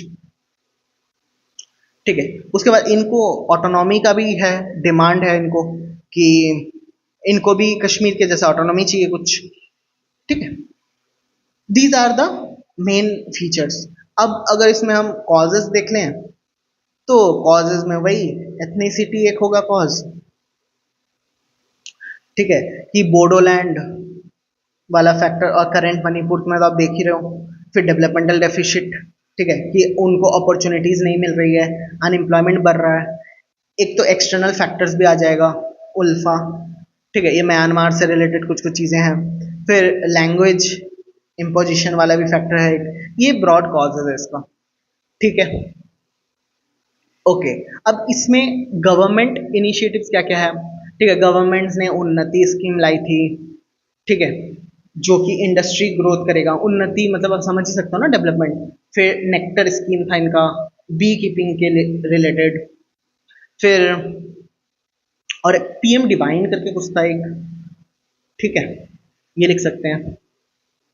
ओके, कुछ कुछ चीजें गाइस छूट भी रही है, ठीक है। ऑब्वियसली सब कुछ याद रखना पॉसिबल नहीं है, हम बाद में जाके देख लेंगे ना क्या क्या छूट रहा है, ठीक है। उसके बाद गवर्नमेंट ने क्या क्या डेवलपमेंट किया है वो भी हम देख सकते हैं, ठीक है। तो गवर्नमेंट ने कुछ कुछ इंस्टीट्यूशनल डेवलपमेंट किया था कि हम नॉर्थ ईस्ट का एक मिनिस्ट्री बना दिए, ठीक है। उसके बाद इंडिया म्यांमार थाईलैंड हाईवे बनाए हम। फिर कालादान मल्टी मॉडल प्रोजेक्ट बनाए हम, ठीक है। एक्ट पहले था लुक ईस्ट, आपने देखा होगा। आप अगर इसको एक डायग्राम बनाओ कि ऐसे करके हम पेपर में लिखे look east to act east, ठीक है। हम बस देखेंगे नहीं, हम ईस्ट की तरफ काम भी करेंगे, करेक्ट। उसके बाद आप कुछ पीस एग्रीमेंट्स भी लिख सकते हो जो जो हुआ था। एक तो अल्फा के साथ हुआ था, फिर आपका असम अकॉर्ड भी हुआ था, ठीक है। All this things you can write, ठीक है। ओके, उसके बाद पुलिस में भी हम कुछ लिख सकते हैं शायद। पुलिस में क्या था कि नॉर्थ ईस्ट पुलिस एकेडमी बना लेंगे हम, एंड पुलिस हम लोकल लोगों को लेंगे ताकि वहां पे एक ट्रस्ट बिल्ड हो पाए, करेक्ट। ओके, नेक्स्ट इसका वे फॉरवर्ड भी लिखना है। तो वे फॉरवर्ड को हम एक निम्नलिखित से लिख सकते हैं कि हम पहले रिजॉल्व लिख लेंगे, ठीक है। रिजॉल्व, अब इससे हो जाएगा रिजोल्यूशन। अब रिजोल्यूशन कैसे करेंगे बताओ, एग्रीमेंट से करेंगे ना। फिर इकोनॉमिक, इकोनॉमिक क्या होगा, डेवलपमेंट। सिक्योरिटी, सिक्योरिटी क्या होगा कि सारे जो हमारे फोर्सेस है सबको हम इंटीग्रेट करेंगे एक साथ, ठीक है। और इंटरनेशनली कोलैबोरेट करेंगे, जैसे हम म्यांमार के साथ ऑपरेशन सनराइज किया था, भूटान के साथ ऑपरेशन ऑल क्लियर किया था, करेक्ट। फिर ओ से आता है अपना ओपनिंग। ओपनिंग क्या था कि ओपनिंग आउट इंस्टीट्यूशनल स्ट्रक्चर, हम कुछ कुछ इंस्टीट्यूट बनाएंगे वहां पे। फिर एल से लॉ एंड ऑर्डर मेंटेन करेंगे, ठीक है। ये क्या था, वी, वी से मुझे अभी याद नहीं आ रहा था। ई से इवॉल्विंग, ठीक है। कुछ कुछ हम गवर्नमेंट स्ट्रेटेजी को इवॉल्व कर सकते हैं। डी से डेवलपमेंट, ठीक है। एक चीज याद रखना, winning, winning hearts and mind, ठीक है। WHAM, winning hearts and mind, ठीक है। These are some good keywords, ठीक है। कुछ कुछ डेटा भी हमें लिख सकते हैं कि आप रैंडम में लिख सकते हो ना, 70 to 80% रिड्यूस, ठीक है। और कैजुअलिटी में भी 65 to 70% कैजुअलिटी रिड्यूस, ये सब चीज लिख सकते हैं, ठीक है। Okay, honourable prime minister Narendra Modi ji ने एक और बात बोला था, उन्होंने ईस्ट का फुल फॉर्म दिया था। तो नॉर्थ ईस्ट में कोई भी क्वेश्चन में जस्ट इमेजिन कि हम एक इंट्रो देते हैं कि ईस्ट को ऑनरेबल पीएम ने बोला था E for empower, A for act, S for strengthen, T for transform. समझ रहे हो आप कितना अच्छा इंपैक्ट जाएगा। तो इंट्रो कंक्लूजन हम कर लेंगे अपना, ठीक है। ओके, तो we are done with north east insurgency. फिर आता है अपना मणिपुर, जिसको लेके मैं अवॉइड करूंगा यूट्यूब पे बात करना, ठीक है। मणिपुर वाला इशू आप काइंडली वहां पे देख लेना, खुद से देख लेना। मैं बस एक चीज रिकॉल करता हूँ यहाँ पे, इसका भी मैंने याद किया था कि जो आपका जैसे उसमें रिजॉल्व देखे ना, इस पे हम मणिपुर से ही वे फॉरवर्ड बनाएंगे। एग्जामिनर इंप्रेस हो जाएगा ना, ऐसे लिखेंगे। और हम मणिपुर से ही मीनिंगफुल डायलॉग, एम से मीनिंगफुल डायलॉग था। फिर ए से एड्रेसिंग वायलेंस, फिर एन से पता नहीं क्या था, आई से भी मुझे अभी याद नहीं है, पी से पॉलिटिकल विल था, ठीक है। यू से यूनिफॉर्म गवर्नेंस था, और आर से री इन्फोर्स फेटर्निटी था, ठीक है। तो इसमें बेसिकली मेजोरिटेरियनिज्म, मेजोरिटेरियनिज्म को हमें हटाना है, इगैलिटेरियनिज्म के बारे में जाना है, इगैलिटेरियनिज्म, ठीक है। This is something, okay. तो we are done with Manipur. Jammu Kashmir के बारे में थोड़ा बात कर सकते हैं, ठीक है। Manipur was highly sensitive. एक तो उसका कुछ कंफर्म चीजें नहीं है कि मीति क्या बोल रही है, कुकी क्या बोल रही है, ठीक है। नागाज भी है वहां पे, तो थोड़ा सा ना प्रॉब्लमेटिक सिचुएशन है वहां का। तो let's not discuss Manipur here, ठीक है। जम्मू कश्मीर देख सकते हैं हम। जम्मू कश्मीर में हम जम्मू कश्मीर में जो हमारा पहला है कि जम्मू कश्मीर में हो क्यों रहा है, ड्राइवर्स देख लेते हैं सबसे पहले। ठीक है, ड्राइवर क्या है? ठीक है, अच्छा, अगर मान लो आपको एक ही क्वेश्चन में north east, left wing, Jammu Kashmir तीनों दे दे, लेट्स सपोज, तो इसके बेस्ट 3 पॉइंट, इसके बेस्ट 3 पॉइंट, इसके बेस्ट 3 पॉइंट लिखेंगे। अगर एक क्वेश्चन में एक ही पूछे तो फिर हम एक को ही डिटेल में करेंगे, इसीलिए हम दोनों तरीके के लिए, मतलब अगर हम ब्रॉड कर लेंगे तो हम शॉर्ट तो कर ही सकते हैं। ठीक है, तो जम्मू कश्मीर में हम इंट्रो हम यही देंगे, इंसानियत, जमहूरियत एंड कश्मीरियत। ये PM, x PM, former PM, ठीक है, अटल बिहारी वाजपेयी जी ने दिया था। अटल बिहारी अटल बिहारी, अरे अटल बिहारी वाजपेयी जी ने दिया था।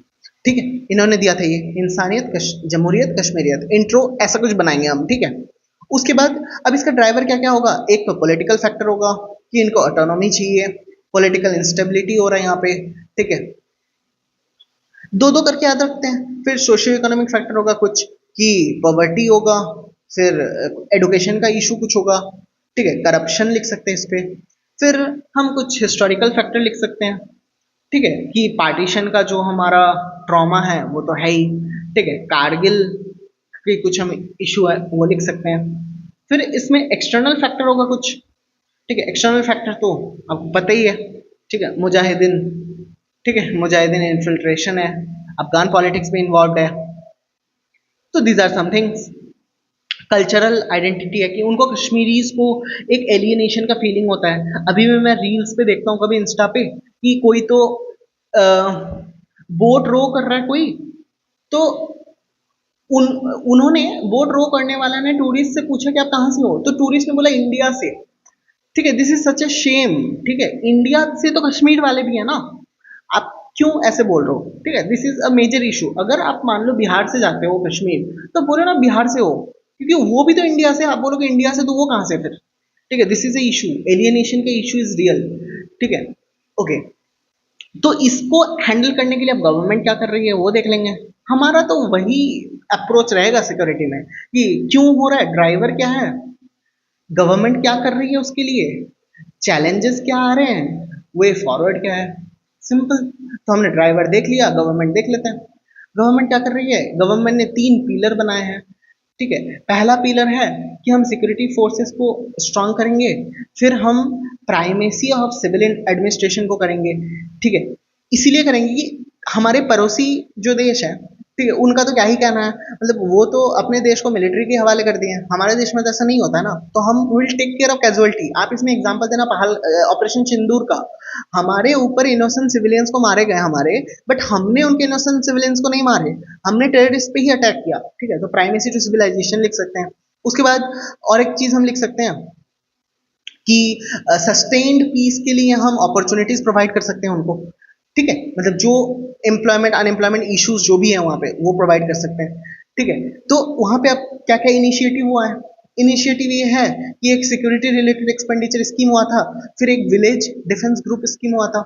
ठीक है, उसके बाद इंडिया रिवर्स बटालियन भी एक चीज हुआ था। These are 3 things that I remember from there.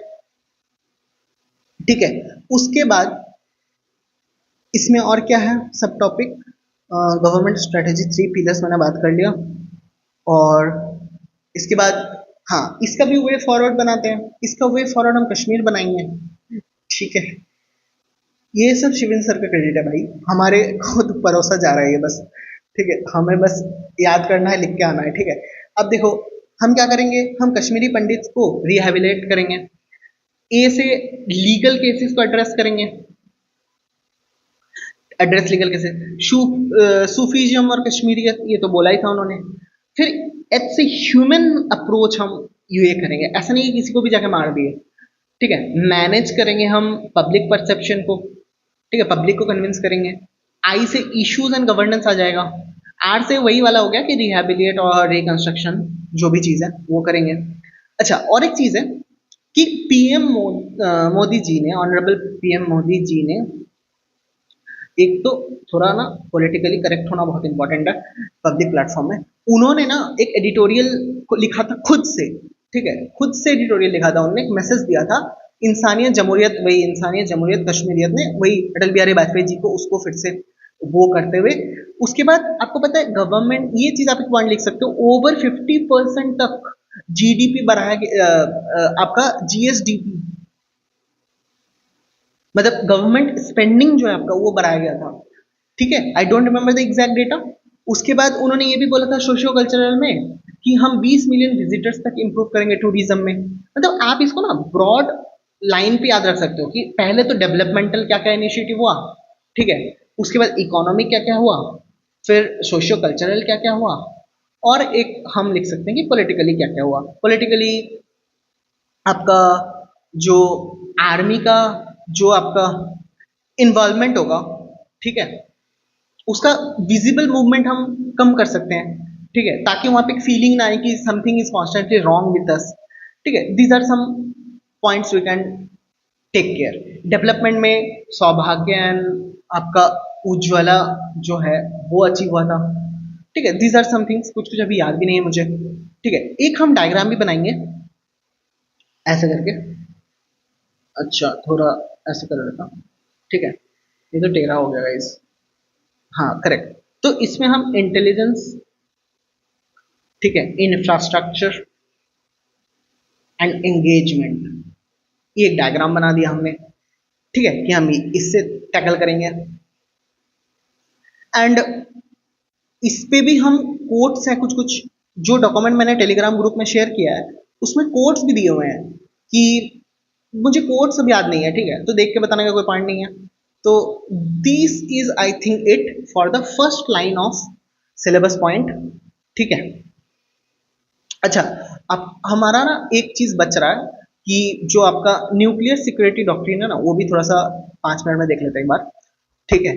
ये तो अभी तक इसका द इशू इसकी 25 साल हो गए हैं इसको अभी, ठीक है, तो that's why it becomes a bit important, ठीक है। तो हम न्यूक्लियर से 10 फीचर्स है, 10 तो लिख के नहीं आना है, दो चार याद कर लो कि क्रेडिबल मिनिमम डिटरेंट है, ठीक है। इसका ये मतलब है कि अगर मान लो जैसे इसको मैं बताता हूँ, एक ट्रायड करके कुछ है, उसके बाद वो है क्या था यार उसका, I am not able to remember, guys comments में बताना क्या था वो, कि ट्रायड होगा, न्यूक्लियर ट्रायड होगा, ठीक है, ओशन, लैंड एंड एयर।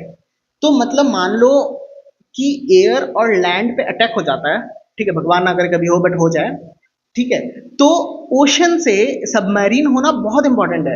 यही है क्रेडिबल मिनिमम डिटरेंट, मतलब अगर हमारे देश को कोई न्यूक्लियर अटैक करना चाहेगा, कर देगा अगर बाय चांस, तो फिर हमारा सबमरीन से उस देश पे अटैक हो जाएगा ऑटोमेटिकली, क्योंकि लैंड और एयर तो उस टाइम तक डिस्ट्रॉय हो गया होगा, ठीक है। अच्छा, हमारे और एक है नो फर्स्ट यूज पॉलिसी, आपको सबको पता ही है, ठीक है। उसके बाद strict control on exports, export नहीं करते हम, बहुत कंट्रोल करते हैं उसको, ठीक है। फिर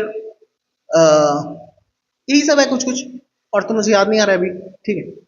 उसके बाद न्यूक्लियर कमांड अथॉरिटी, ठीक है, न्यूक्लियर कमांड अथॉरिटी हमारा एक पॉलिटिकल काउंसिल होता है, एक एग्जीक्यूटिव काउंसिल होता है, ये तो नेशनल सिक्योरिटी एडवाइजर हेड करते हैं, और ये पीएम और एनएसए इसमें भी करते हैं, ठीक है। तो ऐसा करके हमारा कुछ फ्रेमवर्क रहता है, ठीक है। अब देखो इसका रिलेवेंस और क्रिटिसिज्म हम ऐसे टेबल बना के भी लिख सकते हैं, या तो हम अलग अलग भी लिख सकते हैं, कि ये स्ट्रेटेजिक स्टेबिलिटी तो प्रोवाइड करता है, पर इससे स्ट्रेटेजिक रिस्ट्रेंट होता है, समझ रहे हो। सीएमडी इज कॉस्ट इफेक्टिव, अब बट सीएमडी से होता ही है कि ये फ्लेक्सिबिलिटी लैक करता है, ठीक है। उसके बाद एक ग्लोबल रेपुटेशन भी होता है, अगर हमारे पास ये न्यूक्लियर आपका सिक्योरिटी डॉक्ट्रिन का ये रेलेवेंस और क्रिटिसिज्म है, ठीक है। उसके बाद ये ग्लोबल रेपुटेशन होता है, और ये डिले इन रिटेलिएशन हो सकता है, ठीक है, कि पॉलिटिकल कंट्रोल है क्योंकि तो डिले हो सकता है, ठीक है। तो तीन तीन point is sufficient I think, क्योंकि कितना ही वहां पे वर्ड मीनिंग का भी एक प्रॉब्लम, वर्ड मीनिंग बोल रहा हूँ, वर्ड काउंट का भी इशू है।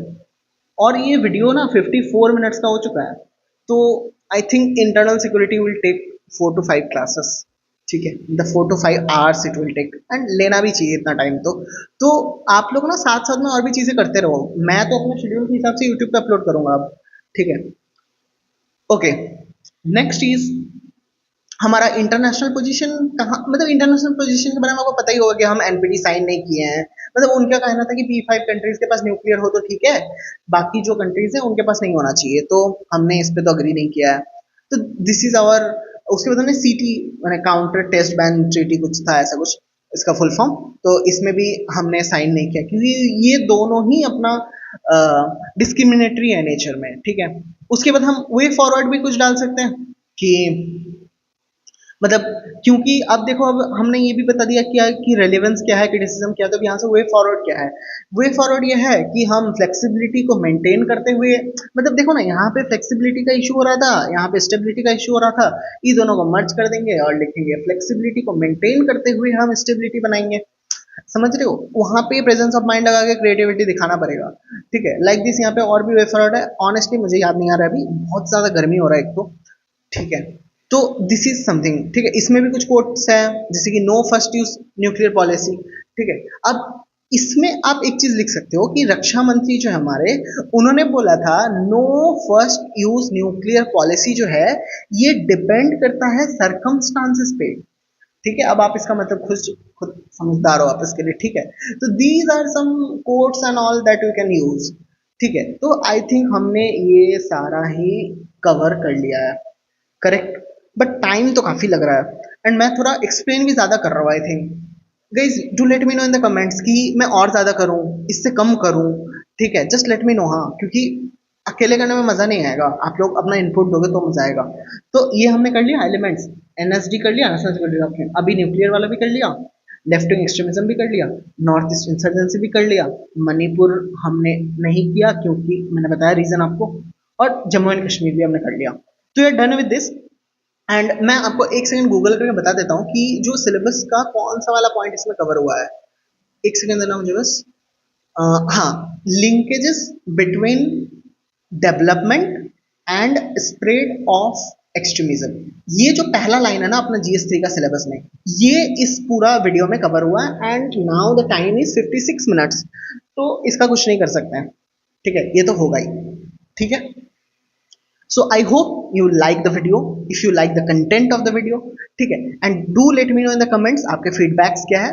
Do consider joining the Telegram group as well to give me some feedbacks, क्योंकि ये group आप पब्लिकली ज्वाइन कर सकते हो, मतलब आपका भी कमेंट करना अलाउड है, तो बहुत लोग इसमें फीडबैक वगैरह देते हैं, तो but just follow the rules, ठीक है, because we don't want to make anyone uncomfortable. I hope you get my point, ठीक है। So this is the broad thing. So ये वीडियो को यहीं तक रखते हैं, अब अगला वीडियो आपको दिखेगा सैटरडे को, मैं कभी भी रिकॉर्ड करूँ, ठीक है। सो या that is it for today, keep smiling.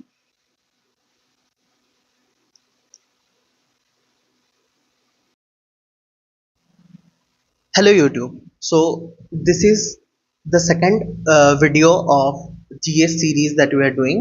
In the last video we dealt with the syllabus topic, that is linkages between development and spread of extremism, ठीक है।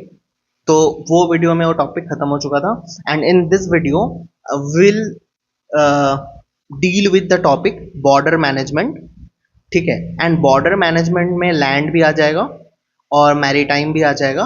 मैरीटाइम बॉर्डर के बाद हम चले जाएंगे पायरेसी में, and after piracy will go to money laundering, and after money laundering will go to PMLA act, ठीक है। PMLA we can be PMLA can be studied in GS2 as well, तो हम ब्रॉडली यहाँ पे देख लेंगे एक बार, एंड PMLA से हम FATF भी देख लेंगे इसमें। So this is today's agenda, correct? And the regarding the intro and disclaimer, these are some disclaimers that I have talked in the last video. So if you are watching this video for the first time, you can start with the first video, ठीक है।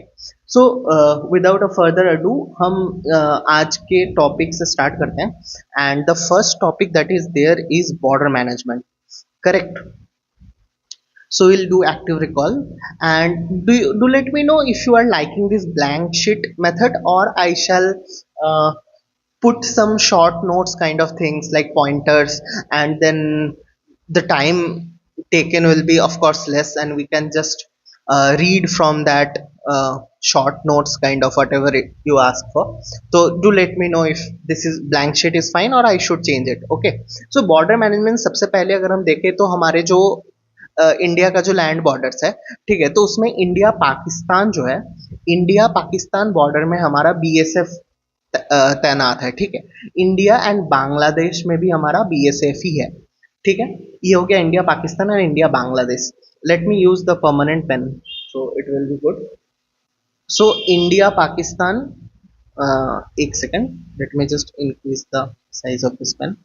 Okay, India Pakistan BSF and also India Bangladesh is also BSF, correct. LOC जो है हमारा that is controlled by Indian army, ठीक है। And L A C में भी हमारा इंडियन आर्मी है मोस्ट बार, ठीक है। अच्छा, और एक इंपॉर्टेंट चीज है कि what is the difference between border and LOC, ठीक है। तो border is an accepted boundary, ठीक है, कि मान लो ये इंडिया है इधर और इधर बांग्लादेश है and this is international border, this is internationally recognised.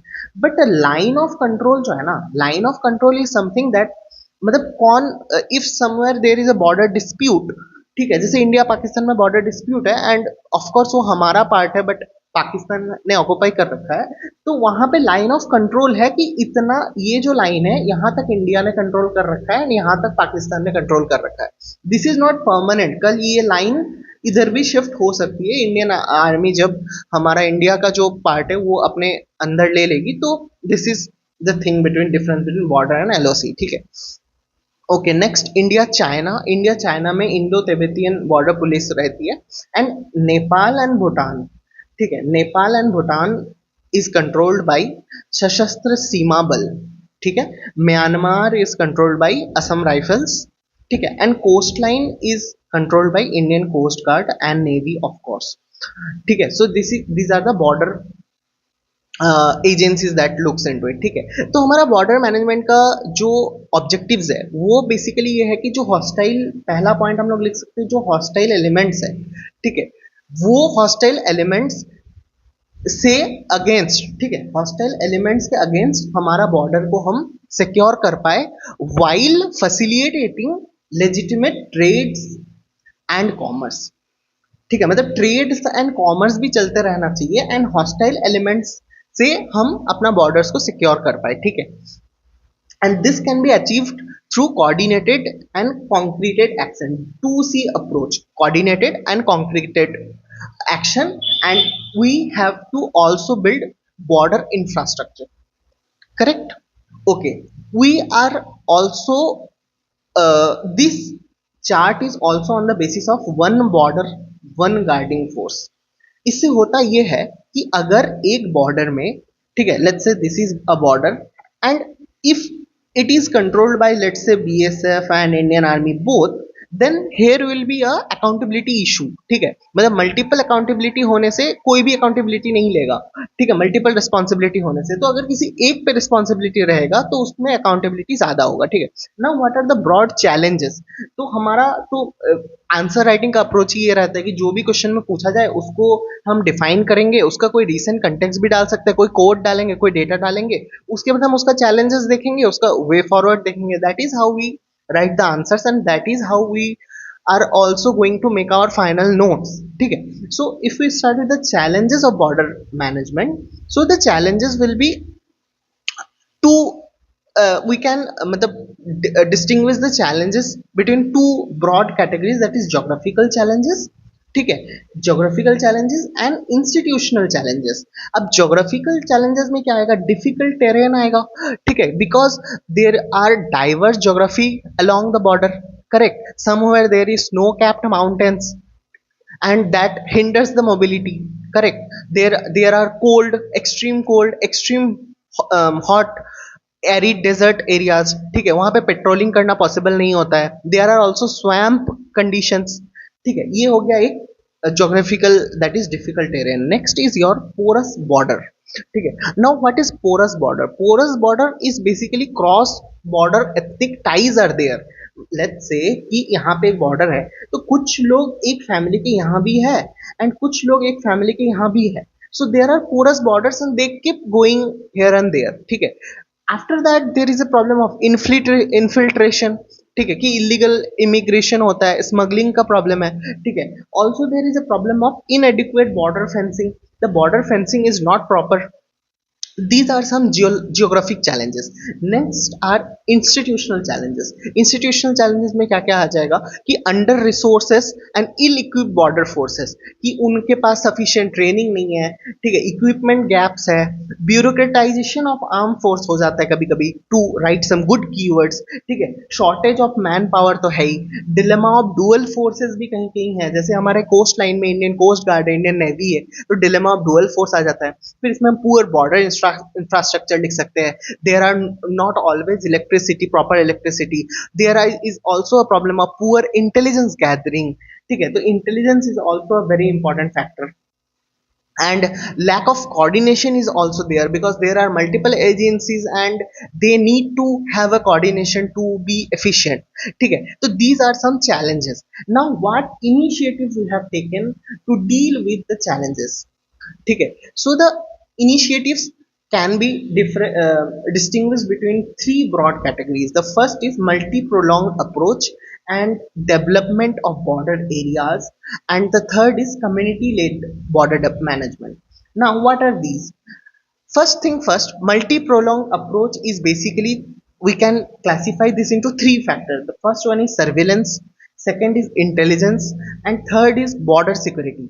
And border security, ma'am, we can write a very good keyword, that is comprehensive integrated border security, comprehensive integrated border management system, ठीक है, so these 3 points can be written under this multi-pronged approach, ठीक है.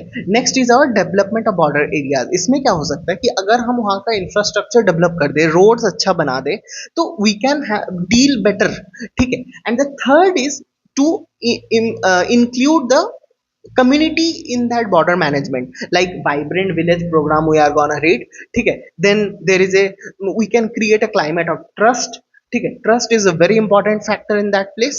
We can also do some civic action program, and also generating employment opportunities are in and around border. Then the complete responsibility will not be on only on the state, but the civilians will also take the responsibility to take care of the border. Now the thing is, once we are done with these broad keywords, तो एक तो हमारे पास broad keywords हो गया, ठीक है, तो let's say कि हमारा बॉर्डर पे कोई ब्रॉड क्वेश्चन आता है तो we can write all this, ठीक है. But if there is something, let's say India Pakistan पे कुछ स्पेसिफिक पूछ लिया, इंडिया चाइना पे कुछ स्पेसिफिक पूछ लिया, I am not very hopeful of India Nepal और India Bhutan question, because there are fairly peace as compared to other two nations and compared to these two nations like Nepal and Bhutan. So and also there are free passes to these countries, we don't need visa and all those complications to visit these countries. So I don't think there will be a specific question only on Nepal and Bhutan, but Pakistan and China are very likely. So what we'll do, we will definitely use these broad keywords and we'll also use some specific keywords, and those specific keywords can be found through the IR portion as well, ठीक है. तो in this video let's not waste time in studying India Pakistan, India China separately, and instead of that what we can do is कि जब हम GS2 में international relation पढ़ेंगे तो उस टाइम पे ही हम ये वाला एस्पेक्ट चेक कर लेंगे, ठीक है. एंड हमने लास्ट टाइम भी पढ़ा था कि पाकिस्तान क्या करती है, पाकिस्तान इंफॉर्मेशन, मिस इन्फॉर्मेशन फैलाती है. मतलब मैंने लास्ट वीडियो में भी बोला था कि पाकिस्तान में जो एक ब्रॉड इशू है, अगर आपको कॉन्टेक्स्ट पता होगा you will be able to write a good answer, that Pakistan में क्या होता है, जो उनका मिलिट्री गवर्नमेंट है that over power the civilian government, and military government को हमेशा ये चीज प्रूव करते रहना पड़ता है, civilian government and to their population, कि there's a constant need of money for the military government, and for that to establish what they do, they keep fighting with India. But to fight with India, they have realized one thing, that they will never be able to defeat India in uniform clashes, ठीक है. अगर उनका भी army और हमारे army से fight हो जाए तो will obviously win the war. तो वो लोग अब इसका क्या सोल्यूशन निकाला है, उन्होंने डिसाइड किया है will bleed India into 1000 cuts, and that's why we see frequent attacks, terror attacks in India. They are the sponsor of terrorist, ठीक है. So this is the whole context of this India Pakistan thing. So now we know कि क्यों पाकिस्तान ये सब करता है, and how we can deal with this. And in the challenges part we can write border terrorism, ceasefire violation, drone threats. अभी operation सिंदूर उसी वजह से, उनको डील करने की वजह से हुआ था. So I hope you got my point कि हम अभी इंडिविजुअल जो कंट्रीज है उनके साथ हम अपना बॉर्डर वाला पोर्शन को भी स्किप करते हैं, हम GS2 में IR वाला सेक्शन में उसको कवर करते हैं। बट ब्रॉडली अगर हमारा बॉर्डर पे कोई क्वेश्चन आता है, we can write all this and we can also write some trans boundary crimes. ठीक है, ट्रांस बाउंड्री क्राइम्स क्या होता है, जैसे नार्को स्मगलिंग हो गया, आर्म्स एमुनिशन स्मगलिंग हो गया, फेक इंडियन करेंसी नोट्स हो गया, ह्यूमन ट्रैफिकिंग हो सकता है, ठीक है, इकोनॉमिक ऑफेंसेस हो सकता है, लाइक मनी लॉन्ड्रिंग हो सकता है, गोल्ड स्मगलिंग हो सकता है, we can write endless topics. ठीक है, तो this is the broad idea of broad border management. I hope you get this. ठीक है, after that, if we move ahead of border management, we can have a look at Kargil war and review committee, because last year we had 25 years of India's victory in Kargil war, correct, and that was done by Operation Vijay. So उस time पे ना 3 army का operation हुआ था, मतलब हमारे जो तीनों पार्ट्स है आर्मी के, and they were the army was operation Vijay, ठीक है, then was navy was operation Talwar, and there was air force operation, that was operation सफेद सागर। ठीक है, these 3 were the operations that were done। ठीक है, तो अभी इसके बाद ना जो कारगिल वार हुआ था उसके बाद एक रिव्यू कमिटी स्टैब्लिश हुआ था।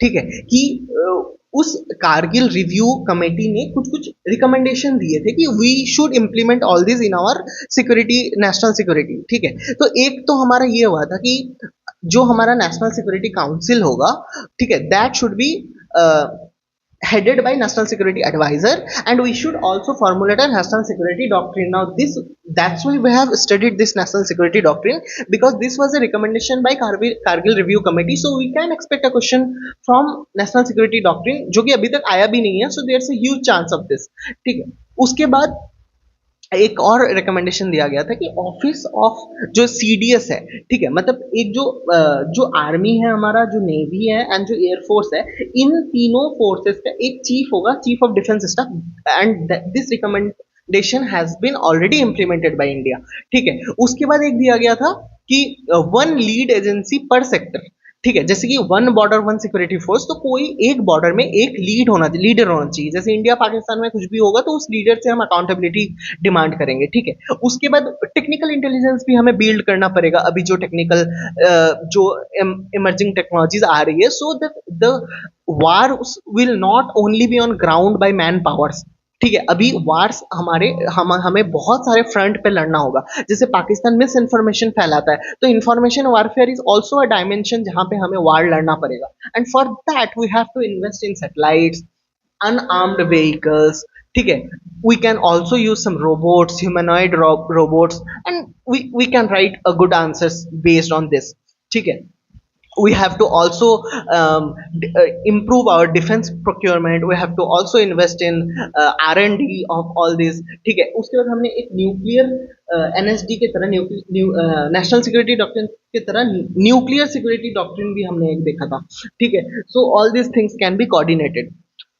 So I hope you get the crux of this discussion of border management. I will not go in individual discussion of each borders, because we'll deal with that in the international relation part. ठीक है, तो इसके बाद हम directly move करते हैं community in border management, जो हमने यहाँ पे बात किया था ना, कि एक तो हम क्या क्या इनिशिएटिव लेंगे। एक तो हम मल्टी प्रोलॉन्ग इनिशिएटिव लेंगे कि हम सर्विलेंस करेंगे, इंटेलिजेंस करेंगे।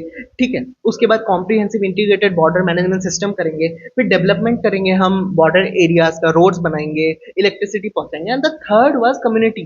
कम्युनिटी में क्या क्या था, village, vibrant village programme, trust build करेंगे, हम सिविक एक्शन वो करेंगे।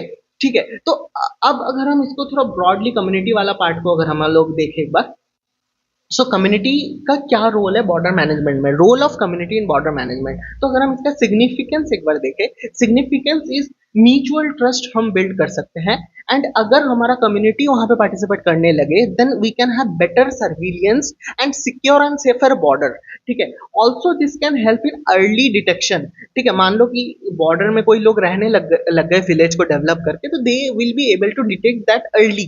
ठीक है, ऑल्सो कम्युनिटी बेस्ड पुलिसिंग भी हो सकता है वहां पे। ठीक है, पार्क में जाके कम्युनिटी पुलिसिंग नहीं करके बॉर्डर्स में जाके कम्युनिटी पुलिसिंग करना, it is much more efficient. Correct, I hope you got my point. Next is there must be some challenges. हम यही तो करते हैं हर टॉपिक में, हर आंसर में। हमें सबसे पहले उसका इंपॉर्टेंस देखना है, वाई देखना है, व्हाट देखना है, चैलेंजेस देखना है, वे फॉरवर्ड देखना है, एक अच्छा इंट्रो देना है, एक अच्छा कंक्लूजन देना है, दैट्स इट। ठीक है, तो if we move to challenges of community border management, तो इसके लिए हमारा जो पहला चैलेंज है that is insufficient state capacity. ये हम कोई भी चैलेंज, कोई भी क्वेश्चन का चैलेंज में ये एक चीज लिख सकते हैं कि हमारे पास इनसफिशिएंट स्टेट कैपेसिटी है। ठीक है, उसके बाद लो सैलरीज एंड ट्रेनिंग। ये जो अगर हम अपना कम्युनिटी को इन्वॉल्व करेंगे तो हमें तो उनको कुछ इंसेंटिव देना होगा, तभी तो वो इसमें करेंगे। जैसे कश्मीर में विलेज डिफेंस गार्ड का जो सैलरी है that is 1500 per month, that is too low. ठीक है, तो कोई क्यों अपना इनिशिएटिव लेगा ये चीज करने के लिए, because there are risk also. ठीक है, ऑल्सो बॉर्डर कम्युनिटीज को एक एलियनेशन का फीलिंग भी आता है। ठीक है, कि they are alienated from the central India.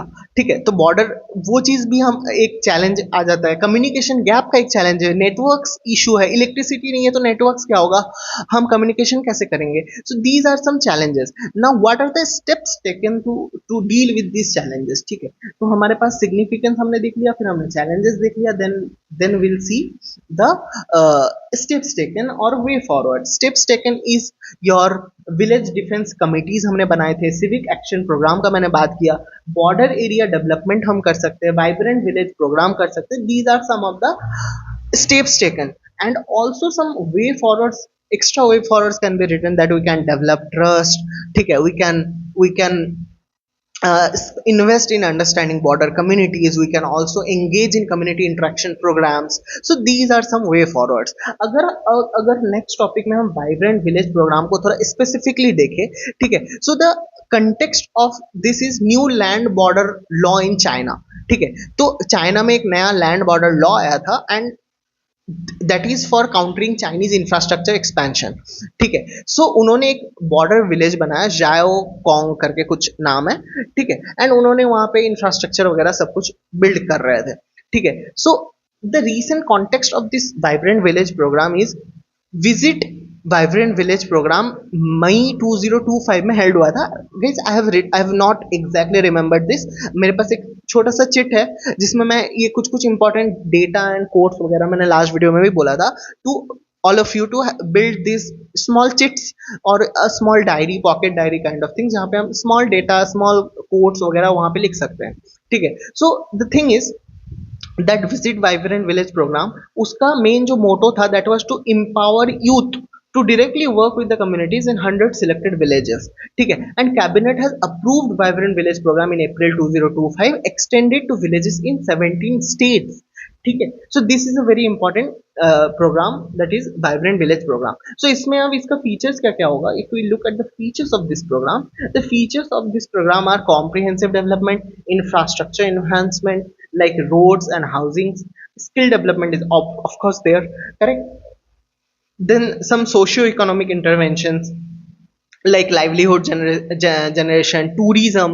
अच्छा, if you guys have noticed that operation sorry Pahalgam attack जो हुआ था वो एक टूरिस्ट स्पॉट में क्यों हुआ था, बिकॉज पाकिस्तान नोज और टेररिस्ट नोज दैट अगर हम टूरिस्ट को वहाँ पे, मतलब टूरिज्म को अगर हम इम्पैक्ट कर देंगे, तो अगर वहाँ पे लोग नहीं आएंगे तो डेवलपमेंट नहीं होगा, इकोनॉमिक एक शॉक होगा, एंड जिसके वजह से there will not be any development. But अगर हम वहाँ पे टूरिज्म प्रमोट कर सकते हैं after ensuring the security of safety and security of those tourists, we can take a leap step towards development of border areas, correct. So these are some features of vibrant village program. Also honorable prime minister ने एक quote दिया था, that is border villages are not last villages but first villages. ठीक है, honourable prime minister का ये quote है कि border villages are not last villages but first villages. ठीक है, this is a very important quote, we can start with this. अगर हमें एक कम्युनिटी ओरिएंटेड बॉर्डर मैनेजमेंट पे क्वेश्चन आता है, we can definitely put this quote in the introduction. ठीक है, this will put a good impact, good impression to the examiner. ठीक है, so this is something we can talk about. Okay, next is a problem of illegal migration. ठीक है, तो basically illegal migration में दो factors हो सकता है। एक तो हो सकता है कि जो माय बैड सॉरी, जो लोग आ रहे हैं यहाँ पे, ठीक है, इलीगल माइग्रेंट्स जो है, उनका दो मतलब मोटो हो सकता है, ठीक है, उनका दो इंटेंशन हो सकता है। एक इंटेंशन तो ये हो सकता है कि उनको इंडिया को हार्म करना है, एंड दूसरा इंटेंशन ये हो सकता है कि उनको हमारे नेबर जो कंट्रीज है वहां पे उनको अपॉर्चुनिटीज नहीं मिल रहा है, इकोनॉमिक अपॉर्चुनिटीज नहीं मिल रहा है, and they want to have those opportunities and enjoy in India. But India के लिए that is not very good, because humanitarian aspect को साइड में रख के we have studied in economics that resources are limited, we don't have unlimited resources. हम यहाँ पे कोई धर्मशाला खोल के तो रखे नहीं है, ठीक है, so we will have to deal with illegal migrants, correct. So these are some problem. Now what are the challenges to deal with the illegal migration cases? तो एक तो हो गया terrain and infrastructure, क्योंकि मैंने अभी ऊपर में बात किया था कि डिफिकल्ट ज्योग्राफिक कंडीशंस है, तो वहां पे प्रॉपर फेंसिंग नहीं हो पा रहा है, and due to improper fencing we can't stop immigrants, ठीक है, that is a terrain and infrastructure problem. Another is your administrative problem, ठीक है, कोऑर्डिनेशन गैप्स हो सकता है, ये सब हम ऑलरेडी बात कर चुके हैं, and you must notice that we have to have very limited content, and with that limited content we can write multiple answers, ठीक है, क्योंकि एक ब्रॉड टॉपिक से एक ही क्वेश्चन आने वाला है, ठीक है, टोटल ही 4 क्वेश्चन आता है इंटरनल सिक्योरिटी से, तो अगर हम मतलब ये border management, spread of extremism, इन सब से रिलेटेड एक ही क्वेश्चन आएगा ना एक साल में, so if we have one proper content we can mould that content in the exam hall situation and use that for multiple answers, ठीक है। तो एक हो गया terrain and infrastructure problem, another is your administrative and coordination gap, another is your political and social sensitivities, another is your security and crime linkages, and the lastly humanitarian and legal dilemmas, ठीक है, because there are two different kind of immigrant, that is refugee versus illegal migrant, and in GS2 you must have studied in polity that there is no refugee law in India, so that is a humanitarian aspect that is also a challenge in this, ठीक है। तो अब हम इसके लिए initiative क्या लिए हैं, चैलेंजेस देखने के बाद अगर हम इनिशिएटिव्स देख ले एक बार, so the initiatives are border infrastructure, हम बॉर्डर इंफ्रास्ट्रक्चर में फेंसिंग किए हैं, मतलब the challenges should be linked in sync with the initiative should be in sync with the challenges, or the way forward should be in sync with the challenges. अगर हमारे पास border infrastructure का problem है तो हमारा way forward भी border infrastructure का ही होना चाहिए, so we are doing fencing and flood lighting, ठीक है। उसके बाद ऑपरेशनल मेजर्स बाय बीएसएफ हो रहे हैं, जैसे रेगुलर पेट्रोलिंग हो गया, एंटी टनलिंग एक्सरसाइज हो रहा है, जैसे कि वहां पे टनल बना के वो लोग इधर उधर करते हैं, ठीक है। उसके बाद एनहांस विजिलेंस एंड सर्विलेंस, जो हमने ऊपर में देखा था प्रोलॉन्ग्ड स्ट्रेटेजी में। Also there are technological solution, जैसे ऊपर में हमने बात किया था comprehensive integrated border management system, ठीक है, so that is also something, and also we are doing policy and legal frameworks, ठीक है। ये क्या है, जैसे सिटीजनशिप एक्ट 1955 था, इसको हमने अमेंड भी किया 2014 और 19 में मोस्ट प्रोबेबली। उसके बाद असम अकॉर्ड भी एक हमारा इंपॉर्टेंट पार्ट था इसका, ठीक है। So I hope you got this. Okay, next is a very important thing, that is free movement regime, ठीक है। So what is free movement regime? Free movement regime was introduced in 1968, ठीक है। This is specially between India and Myanmar. वहां पे होता था क्या था कि अगर ये मान लो बॉर्डर है तो कुछ लोग यहाँ पे थे और कुछ लोग यहाँ पे थे, एंड दे आर फैमिली, ठीक है।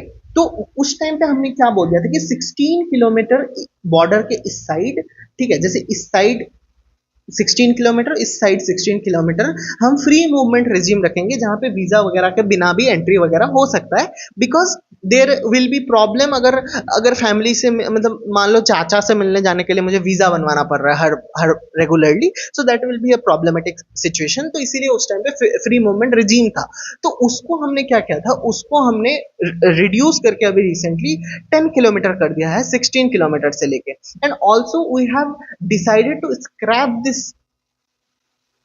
ओवरऑल, ठीक है। So basically this is the issue of free movement regime, ठीक है। सो अगर इस पे कुछ रीजंस हमें लिखना हो कि हमने क्यों इसको स्क्रैपिंग किया, because this was having such a good intention behind it, तो अगर हम इसका रीजंस देखें behind scrapping this, so the first reason can be insurgency, कि इसके वजह से ना जो हमारा इंटेंशन तो अच्छा था, बस उसका रिजल्ट अच्छा नहीं मिल रहा है ना। बहुत ज्यादा इंसर्जेंसी हो रहा है, ड्रग ट्रैफिकिंग हो रहा है, ठीक है। उसके बाद रिफ्यूजी क्राइसिस भी हो रहा है। Support of Assam, Arunachal and Manipur को, इसका सपोर्ट देने के लिए भी हमें इसको स्क्रैप करना इंपॉर्टेंट हो गया था, because there was emerging ethnic issues, ठीक है। मान लो कि म्यांमार से बहुत ज्यादा लोग अगर यहाँ पे आ जाए, तो हमारे यहाँ का जो वो पर्टिकुलर बॉर्डर एरिया है वहां पे एक एथनिक क्राइसिस जैसा सिचुएशन बिल्ड हो सकता है, ठीक है। Ethnic and socio political disruption हो सकता है। क्रॉस बॉर्डर एथनिक टाइज, जैसे कि नागालिम, ग्रेटर नागालिम उनका बनाने का डिमांड था। So those were some important issues for the removal of FMR, ठीक है। नाउ एडमिनिस्ट्रेटिव चैलेंज का भी वही हम डिफिकल्ट टोपोग्राफी का एक फैक्टर बता सकते हैं, ठीक है। So these are some issues of free movement regime, ठीक है। इसका एक way forward professor Harsh V Pant sir ने दिया था कि diplomatic, let me write it because it's very important to write it in the conclusion.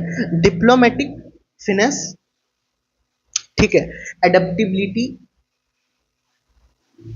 and collaborative efforts while rethinking FMR, ठीक है, while rethinking FMR. So this can be written as a very good way forward, ठीक है। So I think we are done with this, and the next topics that comes is maritime security and coastal security, ठीक है। Now what are the issues with maritime border management is overlapping jurisdiction, ठीक है। क्या overlapping jurisdiction है? एक तो Indian coast guard है, फिर नेवी है, और फिर मरीन पुलिस है। तो अगर इतना सारा लोग इसका रेस्पॉन्सिबिलिटी लेंगे एक चीज का, तो जब इन फ्यूचर यहाँ पे भगवान ना करे कोई प्रॉब्लम हो जाए, तो उस टाइम पे इसका अकाउंटेबिलिटी कौन लेगा? That is the main issue, correct. Okay, also land borders can be fenced but not maritime borders, ठीक है। एक तो फेंसिंग इशू हो गया, एक अकाउंटेबिलिटी इशू हो गया। वन बॉर्डर वन फोर्स जो रिकमेंडेशन था वो भी इन्फोर्स यहाँ पे नहीं हो रहा है, ठीक है। उसके बाद स्टेट वर्सेस यूनियन लिस्ट का भी एक यहाँ पे प्रॉब्लम था। आई डोंट एग्जैक्टली रिमेंबर क्या पॉइंट था, बट कुछ तो था कि कोस्टल वाला जो पुलिसिंग है वो स्टेट के अंदर आता है, एंड बॉर्डर वाला चीज एक्सक्लूसिवली यूनियन के अंदर आता है। तो this overlapping responsibilities are very problematic things, ठीक है। ऑल्सो 26/11 का जो अटैक हुआ था ये कोस्टल साइड से ही हुआ था। सो this is a very important aspect. हम हमेशा इंडिया, पाकिस्तान, इंडिया, चाइना का लेके कंसर्न होते हैं, बट उनके लिए कंसर्न होते वक्त हम ये नहीं भूल सकते कि coastal security is also very important, ठीक है। सो अब अगर हम नेक्स्ट एक हेडिंग बनाएंगे नीड फॉर कोस्टल सिक्योरिटी, तो नीड वही होगा ना कि जो जो इशू है कि डाइवर्स सिक्योरिटी है, sorry my bad, diverse topography है, क्रिक्स है, बेस है, जैसे ज्योग्राफी में हम पढ़ते हैं कि क्रिक्स, ठीक है, बेस है, तो इसके वजह से हाइडिंग स्पॉट्स बिल्ड होता है, ठीक है। उसके बाद अनसेटल्ड मैरीटाइम बॉर्डर, जैसे सर क्रिक डिस्प्यूट के बारे में आप लोगों ने पढ़ा होगा, ठीक है। Sir Creek dispute is a very popular problem that has emerged, ठीक है। so this is unsettled maritime borders and vulnerable to maritime terrorism, जैसे कि 26/11 वाला अटैक मैंने अभी बोला कि maritime terrorism से ही हुआ था, ठीक है, maritime एरिया से ही हुआ था, correct. So these are some challenges. Now if we have to talk about some maritime security initiatives, अच्छा, also one more thing I want to add कि अगर मान लो कि if you guys are thinking कि ये तो सब लोगों का common points हो रहा है, तो guys you just note the heading I am saying, ठीक है। जैसे मैंने बोला कि maritime security के कुछ challenges है, maritime security के कुछ initiatives है, तो आप अगर एक सेकंड लगा के चैट जीपीटी में डालोगे give me 5 simple language simple language points for maritime security challenges and maritime security initiatives for Indian from Indian context, will find very good points, ठीक है। So there's the problem is not to write points, and examiners उतना point पे ध्यान भी नहीं देते, they broadly see कि अपने सब topics से question को address किया है कि नहीं किया है, that is more important. So if we can address the question properly, we don't have a writing points issue, ठीक है। I hope you get my point.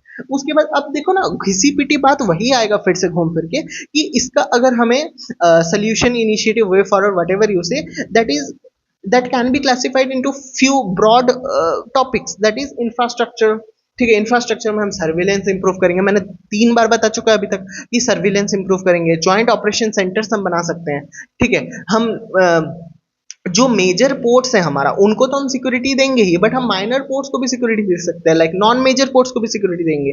ठीक है, सिंगल पॉइंट मूरिंग, मतलब इसमें क्या होता है कि अगर हमारा ये बेसिकली ये अगर हमारा वो है, ठीक है, जो कोस्टल एरिया है, ठीक है, तो इसमें क्या हो सकता है कि हम यहाँ से भी एंट्री ना दे, यहाँ से भी एंट्री ना दे, यहाँ से भी एंट्री ना दे, इसके rather than that what you can do that we can have one single point of entry and इसको पूरा हम बंद कर दे, ठीक है, एंड कोई भी कहीं से भी आए यहीं से घुसना पड़ेगा। So with this we can have a मतलब we can have a check point kind of thing, ठीक है। उसके बाद also we can have a coastal mapping, these are some infrastructure thing, we can also have policy measures, ठीक है, policy measures में कुछ कुछ लॉज हम बिल्ड कर सकते हैं। जैसे एक बहुत इंपॉर्टेंट था, बहुत इंटरेस्टिंग था, दैट इज फिशरमैन को हम बायोमेट्रिक आईडी कार्ड दे सकते हैं, जिससे होगा कि कोई कोई फिशरमैन को डिस्गाइज में हमें यहाँ पे एंट्री करने का ट्राई ना करे, ठीक है। उसके बाद HADR was also important thing, that is humanitarian assistance and disaster relief,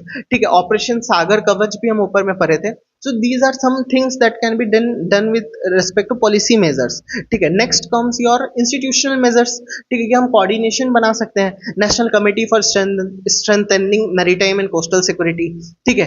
तो institutional measures में एक joint coastal patrolling हम बना सकते हैं, जैसे अभी हमने बोला था कि multiple forces के एक साथ होने की वजह से हमारा accountability issue हो रहा है, तो उसको हम एक joint collaborative approach से deal कर सकते हैं, ठीक है। फिर हम एक national academy of coastal policing बना सकते हैं कि कोस्टल पुलिसिंग के लिए हम एक नेशनल एकेडमी बना लेंगे और जो भी उस पार्ट को डील करेगा उसको हम उस एकेडमी में ट्रेन कर सकते हैं, ठीक है, with the respect of emerging technological challenges, correct. उसके बाद वे फॉरवर्ड का अगर हम निम्नलिखित देखें, so we can write just maritime, ठीक है, एंड मैरी टाइम से हम वे फॉरवर्ड लिख सकते हैं, जैसे modernisation of infrastructure, advancement in technology, reinforcement of legal framework, integration of agencies, training and capacity building, ठीक है। आई से कुछ तो था इंफ्रास्ट्रक्चर, मतलब इंफ्रास्ट्रक्चर हम यहाँ पे लिख चुके हैं मॉडर्नाइजेशन में, तो इतना सारा वैसे भी नहीं लिखना है, अगर आप 5-6 भी अच्छे वे फॉरवर्ड दे सकते हो तो I think that should be enough, ठीक है। So these are some things, ठीक है। अच्छा, उसके बाद जो हम एक डायग्राम बना सकते हैं, हम एक ऐसे ट्राइंगल बना सकते हैं, and in this triangle we can write this is our highest level of threat, highest, and this is we can write high, and this is we can write moderate, ठीक है। लो नहीं लिखेंगे, हम ध्यान रखना है हाई, मॉडरेट एंड लो नहीं लिखेंगे, because any threat can't be low threat, ठीक है, that has to be at least moderate. तो मॉडरेट में हम ये लिख सकते हैं कि इलीगल माइग्रेशन है, रिफ्यूजी इनफ्लो है, अनरेगुलेटेड फिशिंग है, so these are some moderate level of threats. Then there are high level of threats, high level of threats में क्या क्या आता है कि स्मगलिंग आता है of narcotics, arms and explosives, ठीक है, and the highest level of threat that is direct attack on population centres and vital infrastructure like 26/11। So this diagram is very good diagram, ठीक है। इसके बाद हमने देखा था कि पायरेसी, इसके बाद हमने जब माइंड मैप बनाया था, एक इंडेक्सिंग किया था हमने कि हम बॉर्डर मैनेजमेंट देखेंगे, इसके बाद हम लैंड देखेंगे, मैरीटाइम देखेंगे, मैरीटाइम के बाद हम पायरेसी में आएंगे, पायरेसी के बाद हम मनी लॉन्ड्रिंग में जाएंगे, मनी लॉन्ड्रिंग के बाद हम PMLA में जाएंगे, एंड PMLA के बाद हम FATF में जाएंगे, ठीक है। So we did this, we did this, we did this, these 4 things are remaining, correct। So if we see the thing about piracy, ठीक है, तो we all have seen that Houthi rebels, Houthi pirates, Somalian pirates, what they are doing, they are basically pirating economic and infrastructural resources of the ships that are passing through that area, and they are funding the Middle East war, समझ रहे हो आप। तो इसके जो implications है वो economic भी है, सिक्योरिटी भी है इसके इम्प्लीकेशन, ठीक है। इकोनॉमिक क्या है, because of pirates the shipping cost is increasing, ठीक है, लॉन्गर रूट्स लेना पड़ रहा है हमें। इसके बाद एक और प्रॉब्लम हो रहा है कि हम, क्योंकि वहां पे एक रिस्क है, तो हम क्या कर रहे हैं, हम इंश्योरेंस ले रहे हैं, इंश्योरेंस लेने की वजह से प्रीमियम ज्यादा हो रहा है, तो these are some economic things. There are also security challenges, maritime security threats like drone and pirate attacks, ठीक है, these are some security challenges. तो इसके लिए कुछ कुछ इनिशिएटिव्स भी है, ठीक है। क्या है इनिशिएटिव्स हो सकता है, उन क्लॉज एक हो सकता है, ठीक है, कंबाइंड मैरीटाइम फोर्सेस एक है, ठीक है। This topic is not very strong, ठीक है, मतलब मैंने अभी तक इसको बहुत अच्छे से नहीं कवर किया है, but these are some broad, मतलब मुझे अगर पायरेसी पे भी कोई लिखने देगा ना, तो मैं बॉर्डर बॉर्डर मैनेजमेंट का कंटेंट यूज करके भी लिख सकता हूँ। ठीक है, कुछ कुछ कीवर्ड्स और यूज कर सकते, जैसे स्ट्रेटेजिक चोक पॉइंट्स, जैसे स्टेट ऑफ हॉर्मुज अभी बहुत न्यूज में है, so we can expect a question from this area. तो आप बस ब्रॉड हेडिंग बनाना, जैसे आप अगर वन पेजर किसी को बनाना है, तो मान लो आप यहाँ पे पायरेसी लिखा आपने, फिर पायरेसी को एक सब टॉपिक में डालो एंड उसको चैट जीपीटी से आप यूनिक 5 पॉइंट से उसका एग्जांपल निकाल लो, फिर उसके चैलेंजेस निकाल लो, फिर उसका इनिशिएटिव निकाल लो, फिर उसको वे फॉरवर्ड निकाल लो। Like that we can have a good one pager, unique one pager, because यहाँ पे अगर मैं आपको अपना वन पेजर दिखा भी दूंगा, तो that will no more be unique, correct? So that is the issue. Also, some keywords we can use that I was talking about was strategic choke points, regional maritime cooperation, freedom of navigation, blue economy, Sagarmala project is there, Mahashagar vision is there. So these are some keywords. इस पे मैंने एक code भी लिख के रखा है honourable PM का, जो मैं लिख के ही बोल रहा हूँ यहाँ से, कि for free maritime trade it is also necessary that we fully respect the rights of seafarers of other countries. ठीक है, so this quote was given by honourable PM. ठीक है, तो we can use this thing. Okay, if we move from piracy, the next main heading is your money laundering. तो money laundering पे question आ भी चुका है। ठीक है, तो मनी लॉन्ड्रिंग को हम सबसे पहले इससे शुरू कर सकते हैं कि मनी लॉन्ड्रिंग हम करते क्यों हैं। तो मनी लॉन्ड्रिंग करते क्यों है, इससे पहले हम एक बार ब्लैक मनी का कॉन्सेप्ट अगर देख ले, कि black money is not necessarily मतलब derive from a wrong thing. ठीक है, for example black money is simply a money that you evade tax from. जैसे मान लो एक डॉक्टर है, ठीक है, that doctor treats patients in the clinic and takes and earns, let's say, 10 lakh rupees, and that doctor doesn't pay tax on this money, so this is black money। ठीक है, जरूरी नहीं है कि हम किडनैपिंग करके या फिर ह्यूमन ट्रैफिकिंग करके या फिर कुछ गलत चीज करके ही लेंगे पैसा तो वो ब्लैक मनी होगा। Black money is simply if you इवेट tax from that. And money laundering हम क्यों करते हैं? मनी लॉन्ड्रिंग हम इसलिए करते हैं कि अगर हम कोई डर्टी मनी लेते हैं, तो लॉन्ड्रिंग कहाँ से आ रहा है, कि वो हमारा कपड़ा लॉन्ड्री वाला ही वर्ड यहाँ पे यूज हो रहा है, कि अगर हम लेट्स से कि कोई गलत चीज से कोई पैसा हम ले रहे हैं, किडनैपिंग करके कोई पैसा, रैंसम पैसा हो सकता है, what ever way, dirtiest way you can think of to earn money, and if we can't use that money, right? अभी आप कोई मतलब आप कार खरीदने जाओगे तो you'll have to proper give reasons कि वो पैसा आपके पास कहाँ से आया, आप ऐसे कैश में नहीं दे सकते हो, correct? So that's the issue. तो उसके वजह से मनी को लॉन्डर करते हैं हम। कैसे करते हैं मनी को? हम ये करते हैं कि मनी को हम तीन, मतलब इसके तीन स्टेजेस होते हैं मनी लॉन्ड्रिंग के। ठीक है, क्या क्या स्टेजेस है? प्लेसमेंट है, लेयरिंग है एंड इंटीग्रेशन है। So let's say placement, layering, integration में जैसे कि मान लो मिस्टर एक्स के पास 10 करोड़ रुपीस है, ठीक है, 10 CR। So this money that mister X wants to basically integrate in the, basically he wants to make this money into white money, ठीक है, ताकि वो इसको अपने डेली लाइफ में यूज कर सकता है। तो 10 करोड़ में वो क्या करेगा, 1 करोड़ रुपीस वो यहाँ से हटा देगा, टू टू 1 करोड़ रुपया ही will invest to make this 10 crore white money. तो उसको नेट नेट 9 करोड़ रुपया व्हाइट मनी मिलेगा। वो कैसे करेगा इसको? तो सबसे पहले प्लेसमेंट करेगा। This is the riskiest stage.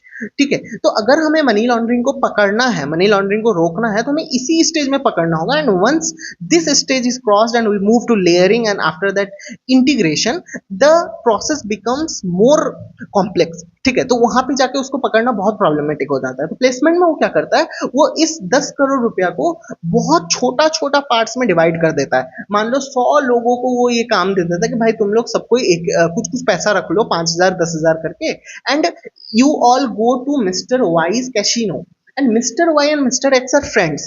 ठीक है, तो ये जो 100 लोगों को उसने बांटा, वो 100 लोग अब जाएंगे मिस्टर वाई के कैसीनो में एंड बोलेंगे कि एक दिन में मत जाना, तुम थोड़े थोड़े करके ले लो। 10 करोड़ को हम लोग 100 लाख करके बांट सकते हैं, जो भी कैलकुलेशन है। ठीक है, तो फिर वो 100 लोग को वो बोल देगा मिस्टर एक्स कि भाई तुम लोग जाना कैसीनो में, तुम लोग बहुत छोटा छोटा अमाउंट में कैसीनो में जाके खेलना, because as an IRS officer income tax you won't be very concern about some 10,000 rupees casino.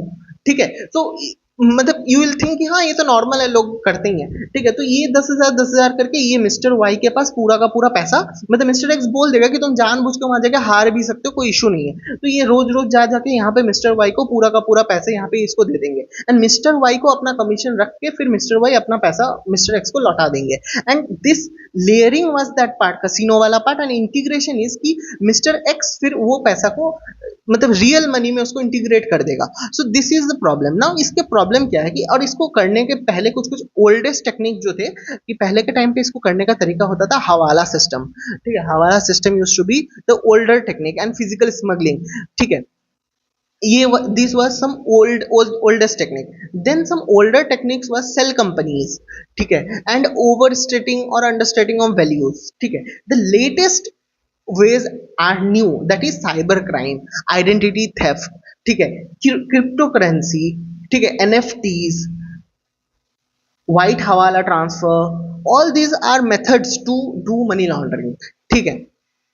So this is the issue. अब मनी लॉन्ड्रिंग से इशू क्या, अब आप बोलोगे कि अगर ये चलो कैसे भी ये 10 करोड़ रुपया कमाया एंड उसने उससे कुछ कार खरीद लिया फॉर एग्जांपल, तो इससे प्रॉब्लम क्या है? प्रॉब्लम कार खरीदने में नहीं है, प्रॉब्लम ये है कि फिर ये इस पैसे से मतलब इलीगल चीजें भी करने लगेगा, ठीक है। जैसे अगर हम इम्पैक्ट ऑफ मनी लॉन्ड्रिंग अब देखें, ठीक है, कि impact of money laundering, because this is what you have to talk in the answer, मतलब ये जो प्रोसेस मैंने आपको बताया, ये मैंने इसीलिए बताया था कि आप ये 3 स्टेज याद रख सको, प्लेसमेंट, लेयरिंग एंड इंटीग्रेशन, ठीक है। तो अब इम्पैक्ट जो होगा, तो इम्पैक्ट को हम कैसे यूज कर सकते हैं? शिविन सर का राइट स्मार्ट जिन्होंने किया होगा, मैं एक उनका यहाँ पे रिवील कर देता हूँ, but if you want to study in detail you can buy his courses.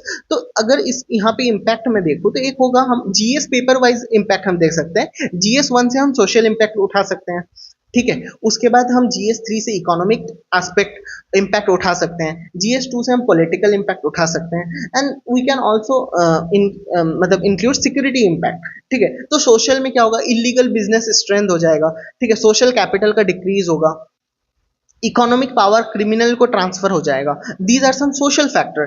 Then we also have political impact, that government deprive of taxes, government तो पूरा का पूरा टैक्स पे ही डिपेंड करती है, तो अगर वो टैक्स का पैसा उनको मिलेगा नहीं, then how government will use that money for the development of the country, and also there एक तो उनको पैसा नहीं मिलेगा, दूसरा उनको और पैसा खर्च करना पड़ेगा तो फाइट क्राइम्स, ठीक है, फिर यही पैसा टेररिस्ट फंडिंग में जाता है। So these are some political impacts. Then we have economical impact, of course कि ऑर्गेनाइज क्राइम बढ़ जाएगा, tax evasion is also economic impact, ease of doing business खराब होगा, फॉरेन इन्वेस्टर्स डिस्करेजमेंट होगा उनके लिए, ठीक है। Some these are some economic aspect, and then there is security implication, जैसे टेरर फंडिंग हो गया, also increase in crimes and illegal activities हो गया। इसमें हम इन्वायरमेंट भी डाल सकते हैं, जैसे इलीगल वाइल्ड लाइफ ट्रेड हो सकता है, ठीक है। So illegal wildlife trade हो सकता है। So these are some implication. अगर हम अब ऐसे करके इम्पैक्ट लिखे, जीएस पेपर वाइज अप्रोच, ठीक है, मान लो हम कैसा डायग्राम बना सकते हैं, हम ऐसे करके लिखेंगे इम्प्लीकेशंस,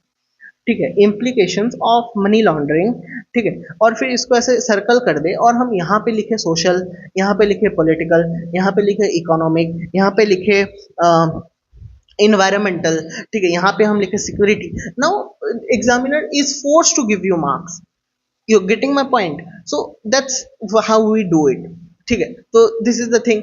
इसके बाद जो हमारा अच्छा, उसके बाद इनको अगर वे फॉरवर्ड अब देना हो, ये तो इम्प्लीकेशन पार्ट हो गया। वे फॉरवर्ड देते वक्त हम क्या करेंगे उनको, कि जैसे हमने मनी लॉन्ड्रिंग का 3 स्टेजेस देखा ना, कि ये मनी लॉन्ड्रिंग है, ये प्लेसमेंट स्टेज है, ये लेयरिंग स्टेज है, ये इंटीग्रेशन स्टेज है, तो हम प्लेसमेंट स्टेज में डील करने के लिए उनको वे फॉरवर्ड दे देंगे 3, फिर लेयरिंग में 3 दे देंगे, और फिर इंटीग्रेशन में 3 दे देंगे, सिंपल। तो उनको कितना ऑर्गेनाइज्डली मिल गया वे forwards, you getting my point? So this is something about money laundering. Next is our PMLA, FATF.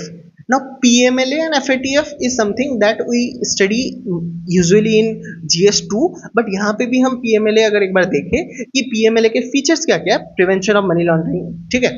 तो फीचर्स ये है कि इसमें कुछ कुछ बहुत ज्यादा ये डेंजरस लॉ है, ठीक है। तो मैं आपको इसका ब्रॉड कॉन्टेक्स्ट बता देता हूँ कि इसके क्या क्या इश्यूज है। तो इश्यूज अगर हम देखेंगे ना, तो ऑटोमेटिकली इसके फीचर्स भी पता चल जाएगा, ठीक है, कि इसका क्या इशू है। कि ये बेसिकली जैसे कि मान लो कि कोई नॉर्मल लॉ क्राइम होता है तो उसमें आपको इनोसेंस नहीं प्रूव करना होता है, आप इनोसेंट बाय डिफॉल्ट होते हो, आपको कोर्ट में जाके जो आपके अगेंस्ट फाइल किया है कंप्लेन उसको प्रूव करना पड़ेगा, तो आपके पास बर्डन टू प्रूव इनोसेंस नहीं होता है। बट पीएमएलए में अगर कोई बंदा कन्विक्ट होता है तो उसको बर्डन टू प्रूव इनोसेंस भी होता है। Okay, next issue if we talk about, जैसे कि एक हमारा फंडामेंटल राइट है कि no ex post facto laws in criminal matters, ये हमारे पास है ना फंडामेंटल राइट, ठीक है। So now the issue is कि क्रिमिनल लॉज में तो ये चीज नहीं होता है, बट पीएमएलए के केस में हम एक्स पोस्ट फैक्टो लॉ भी अलाउ करते हैं, सो this is a deadly thing, ठीक है। तो ये हो गया दूसरा, ठीक है। सो these are some issues and I'm not able to recall more issues, but you got my point कि this is a very draconian law, but the thing is कि supreme court has upheld these laws, मतलब supreme court में एक case हुआ था कि भाई ये तो fundamental right का violation हो रहा है, but supreme court ने as an exception इसमें ये बोला कि भाई देखो एक तो मनी लॉन्ड्रिंग के केसेस को पकड़ना बहुत मुश्किल हो जाता है और उसके बाद अगर हम इसको लॉ को भी थोड़ा इजी कर देंगे तो विल हैव टू, मतलब process will become more difficult, तो इसके वजह से हम इसको ऐसे ही रखते हैं, हम लॉ को चेंज नहीं करते हैं। What we can do is कि हम कुछ दूसरा इसका वे फॉरवर्ड निकाल सकते हैं ताकि कोई मतलब इनोसेंट को गिल्टी ना प्रूव हो। अच्छा, इसमें और एक इशू मुझे याद आ रहा है कि इसमें क्या इशू है कि इनडायरेक्टली भी मान लो कि किसी ने मनी लॉन्ड्रिंग करके आपके बैंक अकाउंट में पैसा डाल दिया, ठीक है, आप इनोसेंट हो बट आपके में बैंक अकाउंट में पैसा डाल दिया तो आप भी इसमें एंगेज हो जाओगे, फिर बर्डन ऑफ इनोसेंस प्रूव करने का बर्डन आप पे आ जाएगा भाई, तो मैं अब कैसे प्रूव करूं कि भाई मैं नहीं हूं, तो this is a problematic thing. तो now the way forward is not to change the law because supreme court has upheld it, तो हम सुप्रीम कोर्ट के अगेंस्ट में जाकर तो आंसर लिख नहीं सकते, तो हम जब वे फॉरवर्ड लिखेंगे तो वे फॉरवर्ड हम पीएमएलए एक्रोनिम यूज करेंगे। From P we have to improve the procedural aspect of this law, ठीक है, कि हम किसी इनोसेंट को ना कन्विक्ट करें। देन एम से आ जाता है मेंटेनिंग ऑपरेशनल एफिशिएंसी, फिर एल से आ जाता है list of schedule offences and A से आ जाता है एडिंग क्लैरिफिकेशन ऑन टर्म्स, ठीक है। So if we can remember this our answer writing problem is more or less sorted, ठीक है। And FATF is a global body जो कि फाइनेंशियल एक्शन टास्क फोर्स है, तो अभी रिसेंटली FATF ने इंडिया को रिव्यू किया है and India is in the best category possible. तो FATF के 4 कैटेगरी आती है, that is your regular follow up category and next is your enhanced follow up category and then is your grey list and then is your black list. अगर कोई black list में आ जाएगा तो उसको फिर IMF से फंडिंग नहीं मिलती है, ठीक है। तो India has always been, मतलब has mostly been on regular follow-up category, ठीक है, because India has achieved and India has achieved highest level of technical compliance, ठीक है, and other G20 nations भी इसमें है जैसे UK, Italy, France are also in a regular follow-up category, of course, and Pakistan if I am not wrong is in grey list at the moment। तो हम ये भी ट्राई करें कि हम अगर हम पाकिस्तान को ब्लैक लिस्ट में डाल सकते हैं तो इससे होगा कि उसको IMF का फंडिंग नहीं मिलेगा, अगर उसको फंडिंग नहीं मिलेगा तो टेररिस्ट एक्टिविटीज कम होगा, ठीक है। So this is more or less about FATF, ठीक है। So I think we are pretty much done with this topic, ठीक है। एक बार मैं GS3 का एक काम करता हूँ, मैं एक बार GS3 का मैं सिलेबस गूगल करता हूँ and let me tell you कि हमने कौन कौन सा सिलेबस पॉइंट कवर कर लिया है एंड बच क्या रहा है, ठीक है। GS3 internal security syllabus, just give me 1 minute and या तो सबसे पहले हमने पहला टॉपिक देखा था linkages between development and spread of extremism, ये हमारा लास्ट वीडियो में कवर हो चुका है। And role of external non state actors in creating challenges to internal security, ये भी हमने देख लिया कि कैसे स्टेट एक्टर भी है like the countries and also non state actors like money laundering and etcetera, all these are some challenges to internal security, ये भी हो गया। Also challenges to internal security through communication network, role of media, social media network site, money laundering यहाँ पे है, money laundering and its prevention, तो prevention मतलब एकदम एक्सप्लिसिटली सिलेबस पे मेंशन किया हुआ है, तो अगर हम ये वाला तरीके से अच्छे से उसको प्रिवेंशन देंगे तो it will fetch us good marks, ठीक है। उसके बाद security challenge in management border areas, ये भी हमने देख लिया।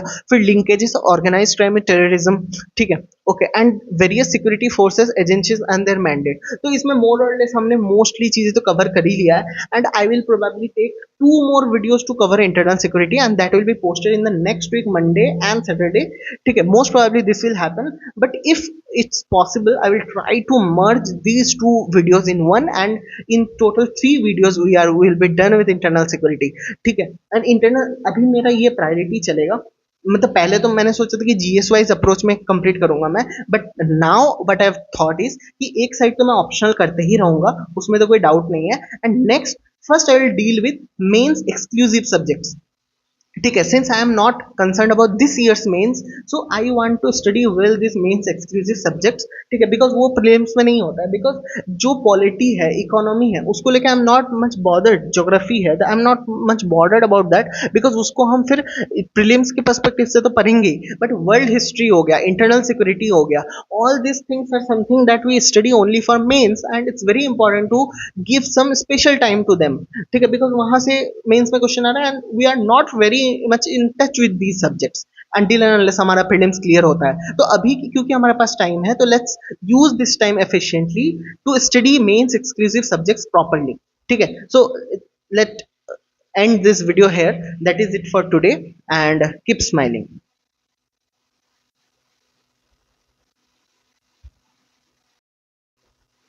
Hello YouTube. So we are doing internal security, and we completed a significant portion of the syllabus, and these were some intros and everything you can look for in the first video, and let's quickly continue where we left. So today's agenda is a few topics, and they are, let me just map them once for you. Terror,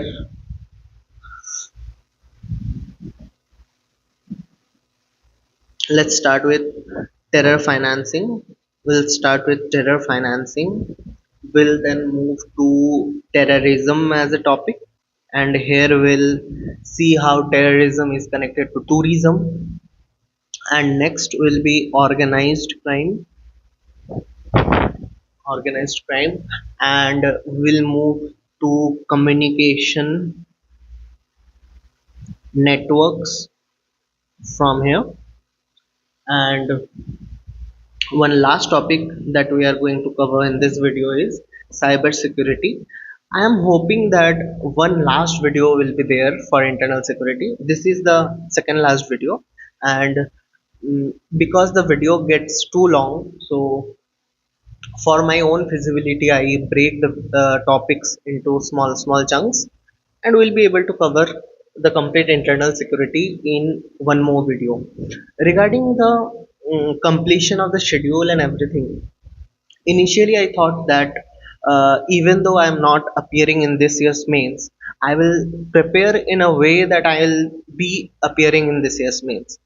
ठीक है, so we'll quickly cover the things, but then I realized that that will serve some of its purposes, but I want to comprehensively cover the main syllabus, because I don't want to be stuck with UPSC preparation for long.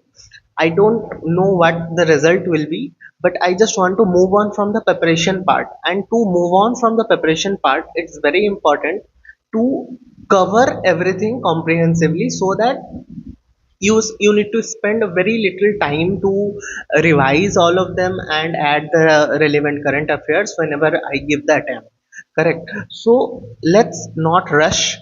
ठीक है, let's cover the topics comprehensively, and my uh, plan right now is to cover the mains exclusive subjects first.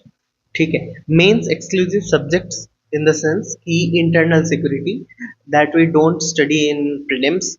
ठीक है, internal security, and then there is your society is there is disaster management.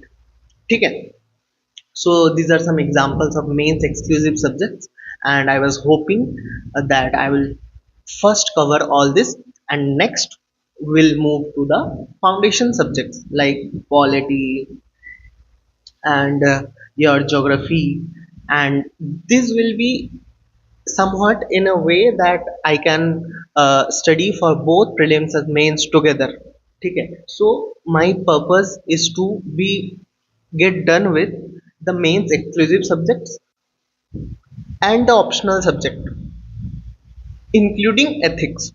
ठीक है, all these chunks I want to cover in the next 80 days comprehensively. ठीक है, let's not rush the process. So let's quickly move to the content part. We are done with the intro, and if we move to terror financing first, ठीक है. So what is terror financing? Terror financing is nothing but the methods in which terror is financed. ठीक है, तो I remember when I was studying from Dr. Shivan sir, he gave a framework to study about terrorism, and it will serve a very good purpose. It will serve a very good method to write answers regarding terrorism. Like he said that break terrorism into few subparts. Like it will start with propaganda. Correct. There will be some propaganda behind a terrorist activity. Then there will be recruitment. Correct. Then there will be recruitment, and then after recruitment there will be training, and after training there will be execution. So, if we break the terrorist activities in these four broad subtopics, we'll be able to write very good answers. Because if we have to, let's say, write challenges, correct, we'll write challenges to tackle terrorism in the propaganda stage, in recruitment stage, in training stage, in execution stage. And if we have to write the way forward, we'll again write the way forward for propaganda stage, in recruitment stage, in training stage, and in execution stage. So this is a very important way to write the answers related to terrorism questions, correct.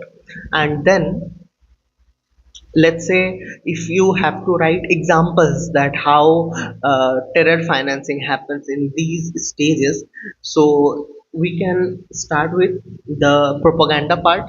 So there maybe might be some religious propaganda, there might be some state non-state actors, talking about these things become very controversial, so I'm avoiding talking about all these things. But yeah, terrorism, there might be some, like ISIS is there. So ISIS recruits through social media also, right? So that is there. Also Lashkar-e-Toiba training camps are there, and they are supported by hawala and zakat contributions that we read everywhere, right? And so these are some things you can find these in any mains magazines. I will ignore this for now. Okay. And there are execution stage like 2611 attack that happened in India. It was funded through charity fronts. So the thing is, let me clear one thing. The fund they use was originally meant to be for charity purpose, but that funds are being misused. It's not that the original funder, the person who is providing the funding, is having this motive or something like that. The funds are being misused. So while writing answers we have to be very diplomatic. We can't directly accuse someone or a section of the society that they are funding for it, correct. Okay, so if we move to the counter terror financing part, like how India is countering terror financing, we can see like there are some priority issues, like prevent diversion from legal financial instruments, restrict use of crime proceeds, and like prevent misuse of new financial technologies like cryptos, wallets. And we all know that cryptocurrency is your decentralized, correct. So it's very difficult when a cryptocurrency is used to finance terror activities. So it becomes very difficult to uh, you know uh, keep the track of the finance. So it's very important that we prevent the misuse of new financial technologies and eliminate illegal channels like hawala and cash couriers. And you must be noticing that our government is taking steps to control the cash use. There's limit to amount of cash you can use, and rest of the transaction has to be done through bank or online or whatever.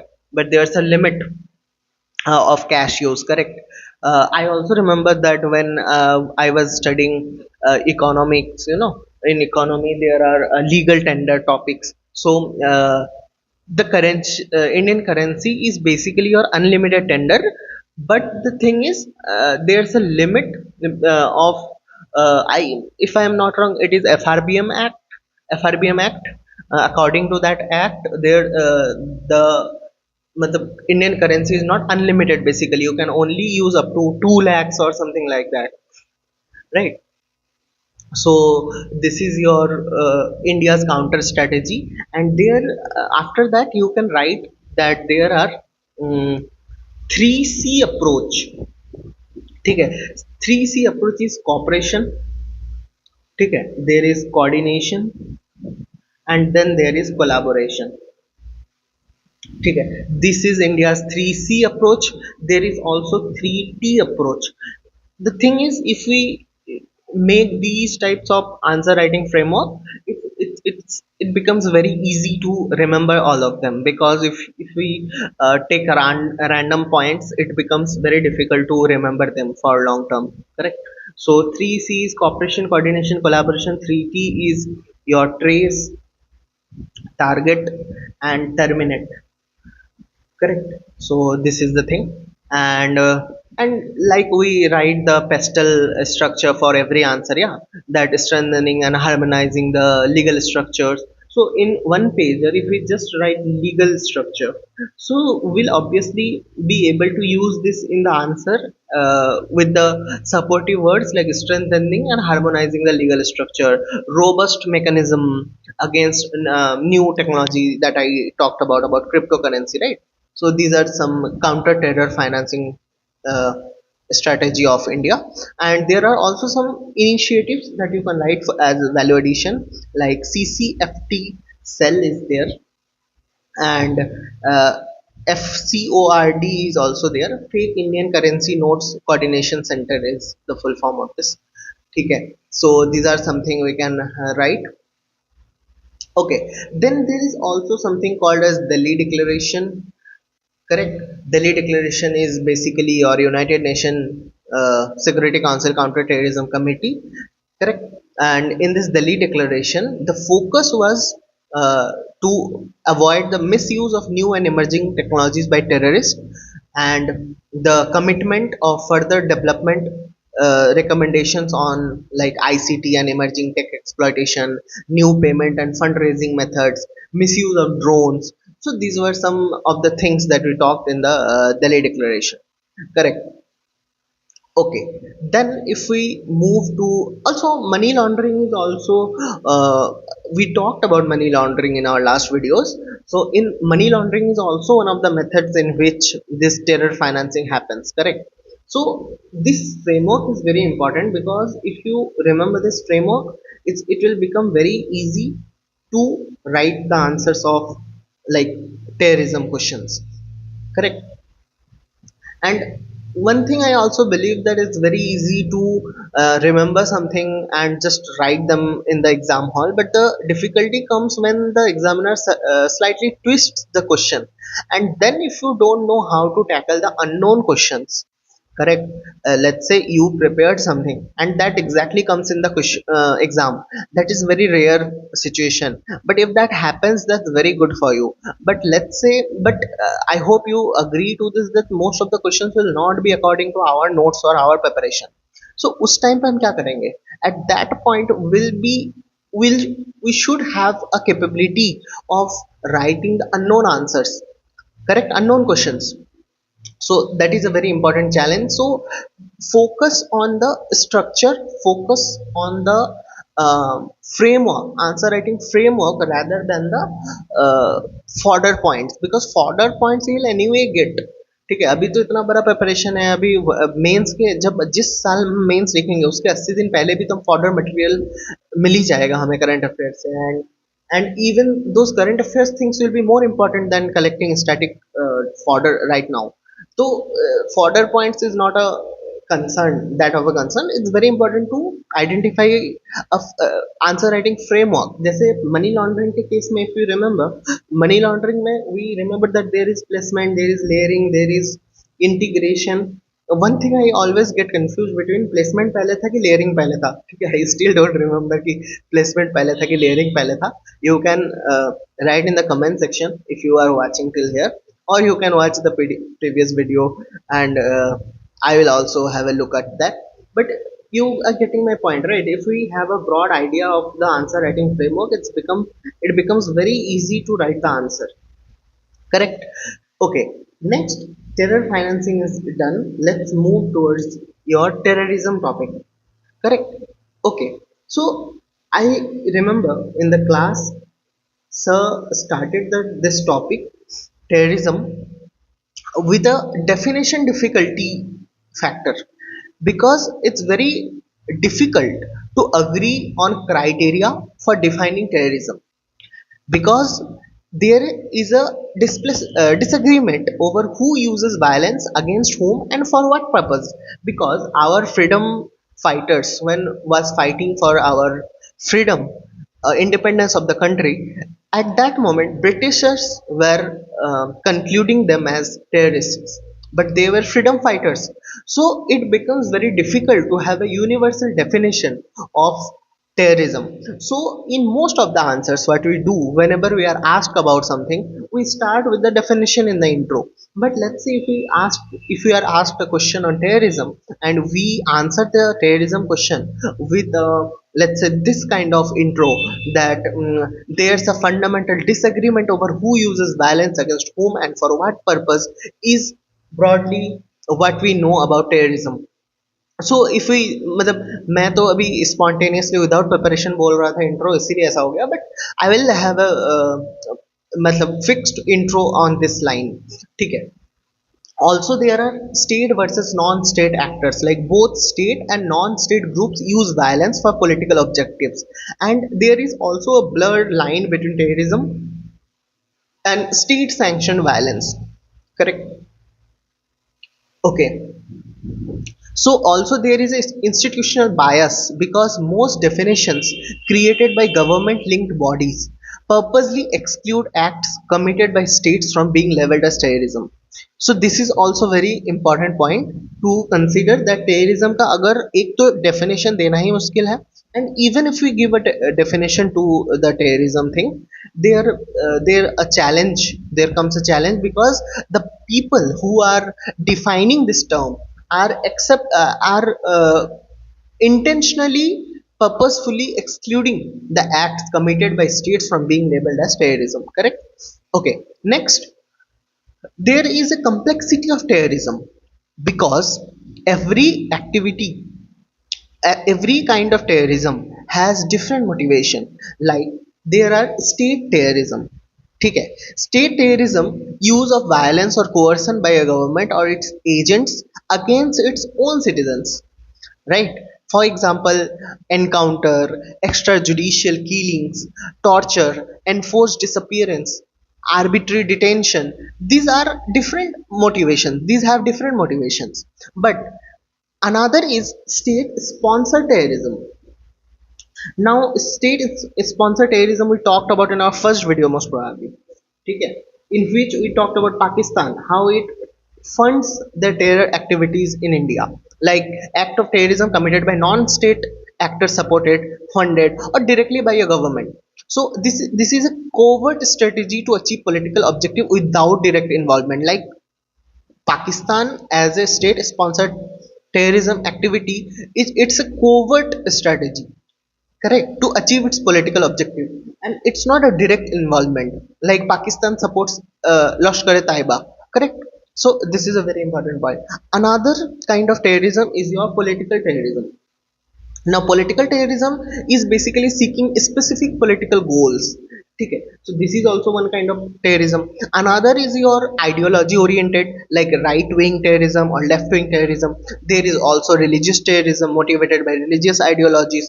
There might be some ethno nationalist terrorism, like it seeks to advance interests of a specific ethnic or national group, correct?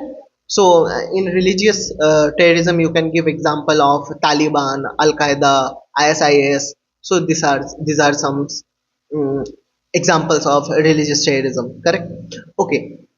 There are also methods of terrorism that are very important. ठीक है, तो let's quickly talk about methods of terrorism. Now methods of terrorism can be of few types, like first one is conventional terrorism, in which we use traditional weapons, firearms, bombs and tactics to inflict violence, correct? Next is your nuclear terrorism. Here malicious use or threatened use of nuclear device or materials are used, correct? Next is your biological terrorism. In biological terrorism, it is like intentional release of biological agents. For example, you can use the example of 2001 anthrax attacks in USA. ठीक है. Another one is your cyber terrorism, that is basically a technology to disrupt or damage computer systems, correct? You can remember like coordinated DDoS attack on Indian website during Operation Sindoor.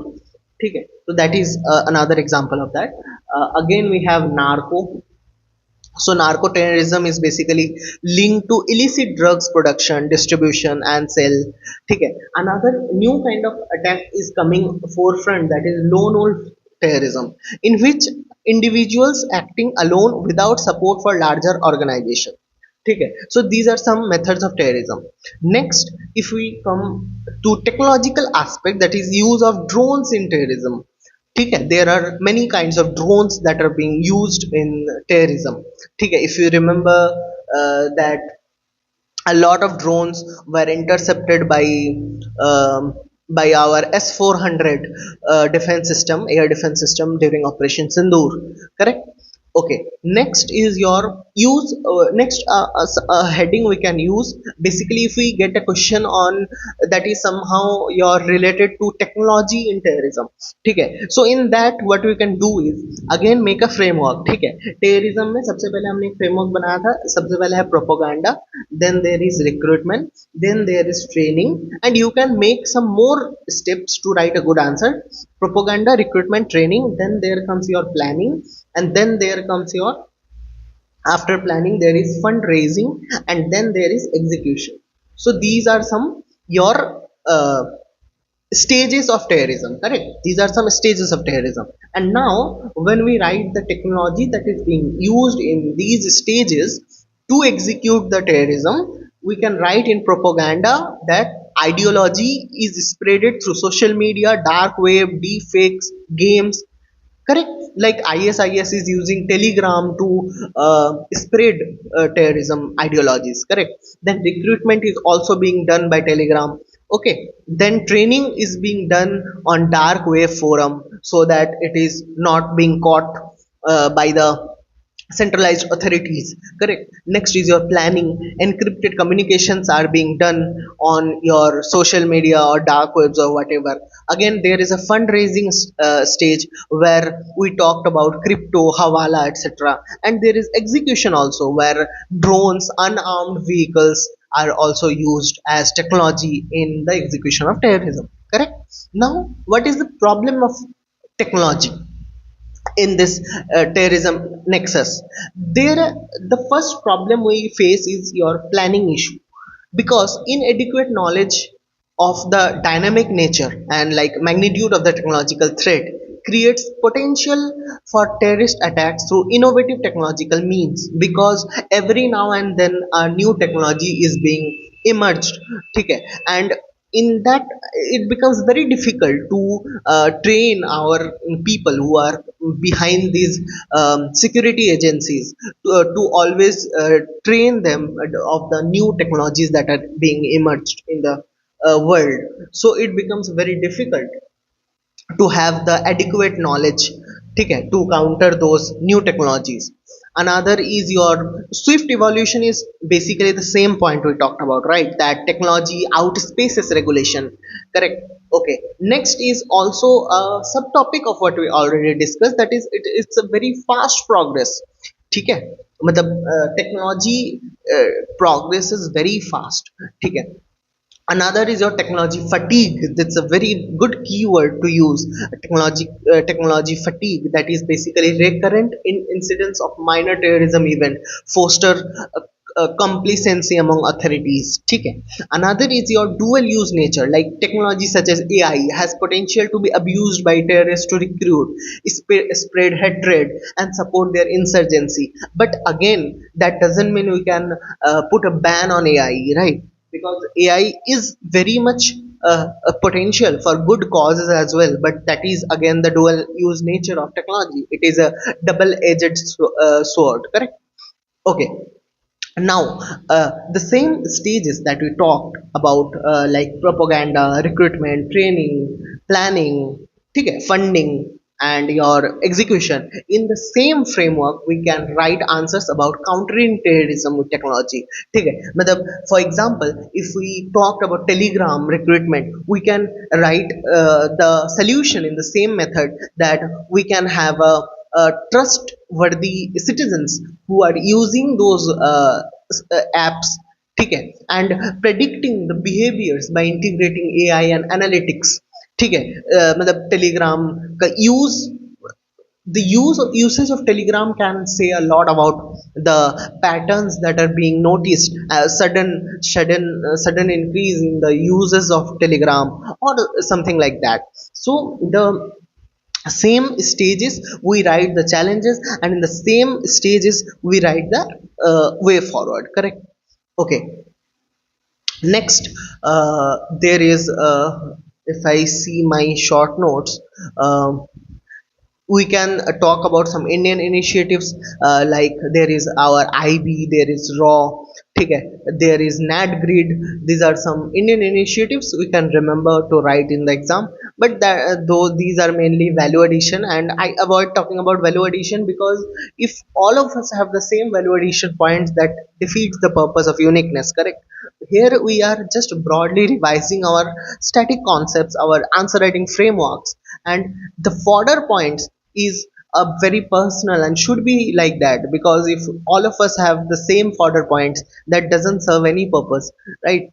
We don't want everyone to write the same answers, but we want everyone to write on the same framework so that we can have good marks, correct? Okay. So again, if we are asked to write about, let's say, ki what approach India is taking in countering terrorism, we can again either write in PESTLE format, or let's say in GS paper wise approach.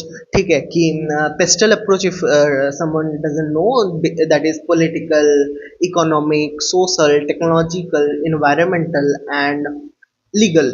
So this is your pestle format. And let's say if you are asked what is India's approach in social front, then there you can write on the example of Operation Sadbhavna, that is social outreach by armed forces, public awareness, de-radicalization programs can be there. Okay, so in this way you can write the approach of India in pestle format, correct? Legislative, legal or legislative, whatever you call it, there is UAPA Amendment Act, National Investigation Agency, NIA Amendment Act. In economic, you can we can sorry, this was for environment. This was in economic, like fake Indian currency notes, coordinated group to counter the fake currency. Then there is cryptocurrency surveillance. Okay, so these are some things. Also in technological, we can write social media surveillance. ठीक है, new telecom rules, monitoring financial transaction. This is very important to have a monitor, have some monitoring of financial transactions. Like there are PMLA Act that keeps eye on the unnatural or unprecedented financial transactions, correct? Okay. We also can write UN global counterterrorism strategy. There are 4 pillars to it, and the first pillar is address conditions conducive to the spread of terrorism. Basically, let's say there are two youth, okay? There are two youth, and one is having a 1 lakh per month job, okay? Another is unemployed. Then it's very likely that this person maybe fall prey to the ISIS initiative or their intention through Telegram or social media. So it is very important to address the condition, that is unemployed youth, address the condition conducive to the spread of terrorism. Okay. And let's say another section that fall prey to the intention of terrorism is people living in the border areas. So they develop a sense of negligence from the state.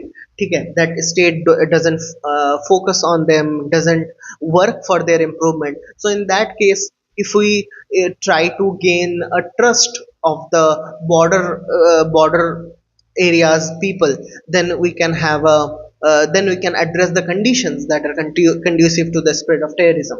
Again, the next UN global counterterrorism strategy, second pillar is basically your prevent and combat terrorism. Third is your measures to build states capacity to prevent and combat terrorism. And one last pillar is also there, that is ensure respect for human rights for all and the rule of law. ठीक है, that is basically when you catch a terrorist or something like that, you respect that human rights for that person, even if she or he is terrorist. ठीक है, I don't this might be arguable. ठीक है, that if a terrorist should also have human rights or not, but yeah, we can write some good answers based on this. ठीक है, okay. So next, a very important topic, that is terrorism and tourism. Okay. Now, if we can recall that when the Pahalgam attack was done, that was not done on a financial institution, that was not done on an educational institution, that was done on a tourist spot. Why? Now the thing is, the people in that Kashmir Valley area, in Pahalgam area, the people there, the shops they run, the restaurant, the hotels they run, if tourists don't visit their places, they will lack a financial uh, independence, correct? Now, when they will have a weakness of finance support, then the people, the state that are sponsoring terrorism, will try to help them with finances. Okay, and they will then misuse or blackmail those people, our own people. So to counter that thing, the best solution is tourism. Let's say a lot of people visits those border areas, Kashmir areas, then there will be development. They, the people who are our own people, won't face difficulties in like financial difficulties, and then terrorists won't be able to misuse them. Correct, you are getting my point. So now tourism is very very important for the development of the border facing areas. Now, if if that tourism falls down, terrorism grows. ठीक है, so this is very important factor to talk about. And the next is basically again to develop answer writing framework like we had before. In the topic of terrorism and tourism, we can have various stages of tourism. ठीक है, the first stage can be dreaming and planning. ठीक है, planning let's say. ठीक है, तो हम कभी भी घूमने जाते हैं तो सबसे पहले हम प्लान करते हैं, बट उस प्लानिंग के टाइम पे अगर हमें ये न्यूज़ दिखे कि कोई टूरिस्ट स्पॉट पे अटैक हो गया या फिर whatever, we will not plan anymore. Next stage can be booking or decision making of your tickets and all. And if at that stage we come to know about a terrorist activity in the tourist spots, there will be surge in trip cancellations, like higher travel insurance premiums that will also affect the economy of the country. Then there are transit and travel, like heightened airport and border security checks cause delays. ठीक है, on destination experience भी खराब होगा.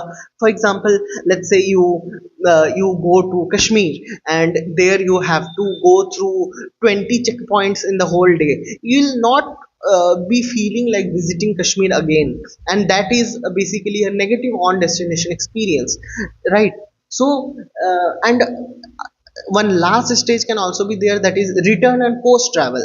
ठीक है, जो मैं अभी बोल रहा था कि अगर आपका एक्सपीरियंस अच्छा नहीं होगा तो आप जब घर आओगे तो there will be a negative word of mouth, ठीक है, and also you will not re travel in those places, ठीक है। So this is how terrorism impact tourism. Now, how does tourism counter terrorism that I was talking? मतलब एक तो terrorism impact कर रहा है tourism को, and tourism can also counter terrorism like strengthening local economies and reduce radicalization. Like we talked about vibrant village program. Another is your building community engagement and peace. There can be soft power and positive narrative building. There can be international cooperation. There can be youth employment and skill development like I talked. ठीक है, so these are some things. Again, value addition will not talk here. You can simply search about data example, or I have shared a material also in the telegram group. In that material of Sarrthi IAS you can find everything of internal security, and also Prahar magazines are published for free, Mains 365 is published for free. You can add those all value addition points, but what's important here is to discuss the framework of writing answer or understanding the concepts, correct? Okay, also there is organized crime, ठीक है, organized crime is basically the syllabus point that we have to learn, and the PYQ is also there most probably, that what are the linkages between terrorism and organized crime. So we can have basically stages again, like there is a stage of funding. So what is the difference between terrorism and organized crime in the context of funding, correct? So in this way we can have the differences, ठीक है। So let's start with motivation, ठीक है, because we talked about propaganda first, so that this way this sync well, correct? So terrorism के पीछे जो motivation होता है that is your political ideologies and motives, but organised crime के पीछे जो होता है that is economic and financial goals, ठीक है, इकोनॉमिक होता है ऑर्गेनाइज्ड क्राइम में, और यहाँ पे टेररिज्म में पॉलिटिकल आइडियोलॉजीज होता है, because in terrorism people want to spread terror in their hearts, ठीक है, बट ऑर्गेनाइज क्राइम में बस उनको पैसे चाहिए, उनको पैसे से मतलब है, लाइक उसके बाद अल्टीमेट गोल अगर देखें हम लोग तो गोल क्या होता है टेररिज्म का गोल होता है टॉपलिंग गवर्नमेंट्स, ठीक है, furthering ideological agendas like ISIS, ठीक है, बट ऑर्गेनाइज क्राइम का क्या होगा, ऑर्गेनाइज क्राइम का फाइनेंशियल गेन होगा। ऑपरेशन स्टाइल क्या होगा, टेररिज्म ओवर्टली करेगा, ठीक है, ओवर्टली इसीलिए करेगा कि इनको टेरर फैलाना होता है, दहशत फैलाना होता है, द वे टेल इन से इन हिंदी, दहशत फैलाना है बेसिकली, आपको डराना है उसको, ठीक है, ताकि जैसे कि अगर पहलगाम अटैक हो गया तो I am sure there would be a decline in tourist activities in that area, ठीक है, तो वहां पे उनको दहशत फैलाना था कि वो पहलगाम का डेवलपमेंट ना हो। But if we talk about organise crime they act covertly, ठीक है, because they don't want to come in front of the picture, they want to step back and just gain their financial gain, ठीक है, okay। Again, if we have another point, that is organizational structure.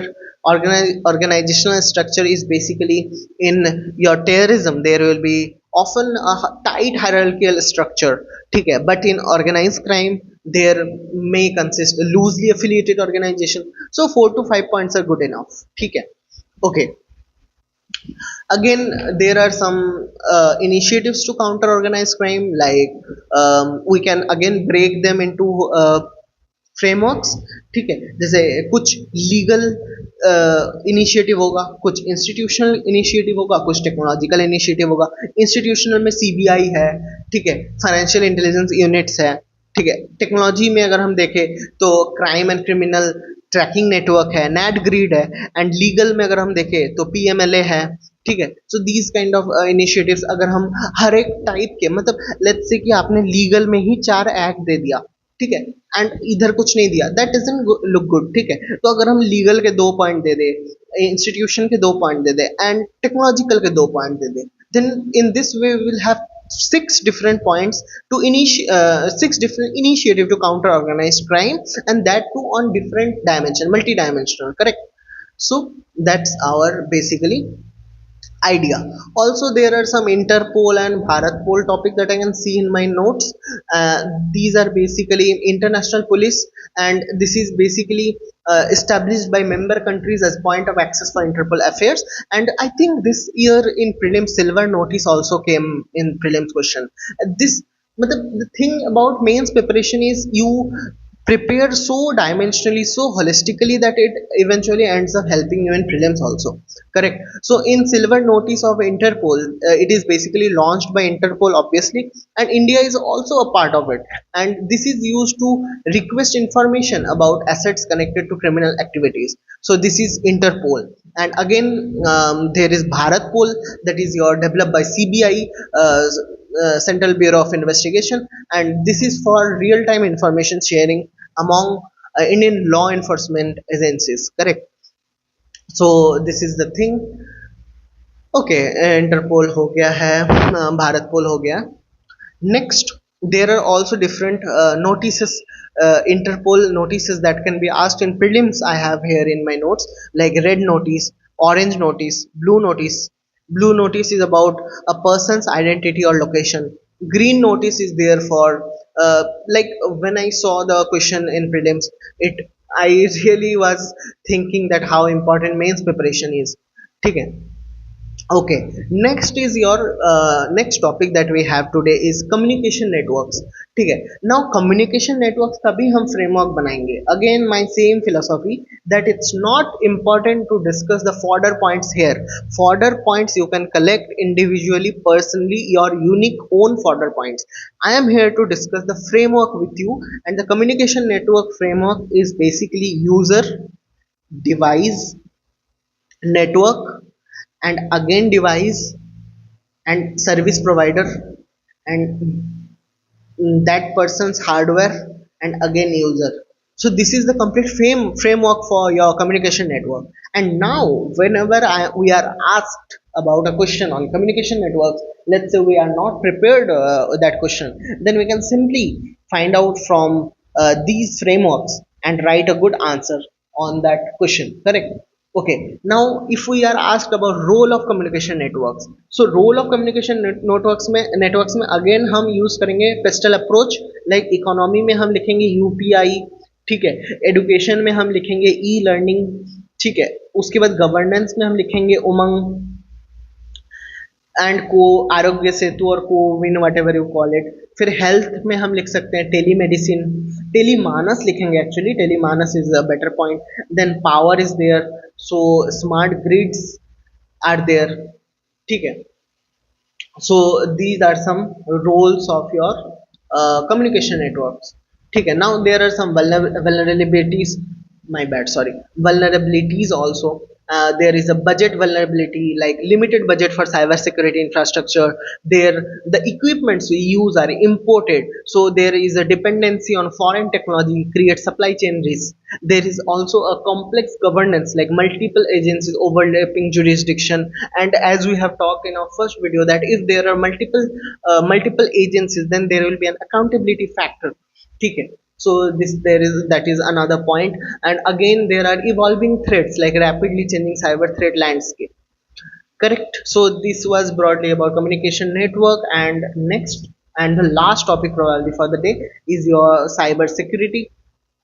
Now cyber security is basically can be divided in few categories, like data security, network security, endpoint security.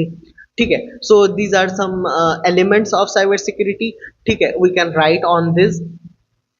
Okay, let's quickly talk about cyber security challenges. ठीक है. What are the federal issues related to तो challenges को भी हम कुछ framework में divide कर लेते हैं cyber security का. क्या क्या challenges है? सबसे पहले federal challenges है. Federal challenges में क्या है कि responsibility एक तो clear नहीं है. ठीक है. Responsibility unclear है.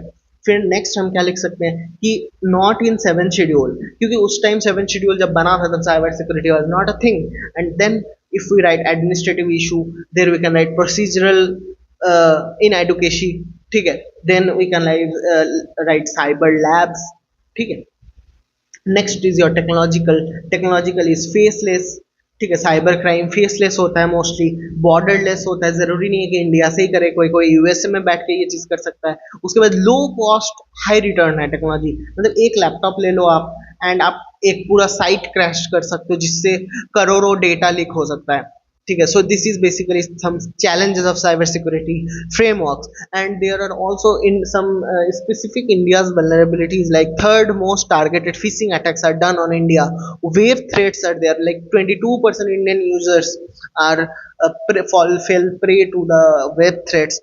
ठीक है, so these are all basically some Indian vulnerabilities you can write according to your own individual points, according to though that your current affairs when you are writing mains. ठीक है, next is your measures or initiative. Again we'll write that in framework how to help that. So सबसे पहले हम legal framework देखेंगे, तो national cyber security police 2013 में हुआ था. There is IT act also, the IT act was also amended. ठीक है, उसके बाद सर्ट इन करके एक कुछ तो इनिशिएटिव है जिसमें Indian computer emergency response team होता है. ठीक है, स्टेट लीड भी है, केरला का अपना है, महाराष्ट्र का अपना है, तमिलनाडु का अपना है. ठीक है, other initiatives are also there like cyber Surakshit Bharat initiative, digital India initiative you can also write. So these are some points about initiatives. ठीक है, okay. The same framework is continuing since the first video, like what is it, why is it relevant, what are the challenges, what are the initiatives, what are the way forwards. This is the broad framework we are going to follow in most of the subjects. ठीक है, next is some international frameworks are also there, and I think we are pretty much done about this topic. ठीक है, and yeah, we are pretty much done about it. And there are also a topic, there is also a topic of digital arrests. ठीक है, मतलब सिर्फ इस पे तो question नहीं आएगा, बट डिजिटल अरेस्ट हम कोई एक साइबर क्राइम के क्वेश्चन में डाल सकते हैं कि cyber fraud where scammers impersonate law enforcement or government officers calls and falsely accuse victims of serious crimes. ठीक है, so this is something that can be written in an answer. ठीक है, so yeah, that is it I think. And one last video of internal security will be there most probably, and in that video we will conclude the static portion of internal security. But mind it that we are here only talking about the static portion, one, and second we are focusing on framework and the ways to deal with the unknown questions in the exam hall. ठीक है, या फिर mock test centre whatever. ठीक है, and third is basically revision. ठीक है, these three things we must keep while watching these videos, and while I am recording these videos I will also keep this in mind. ठीक है, so that is it for this video. Keep smiling.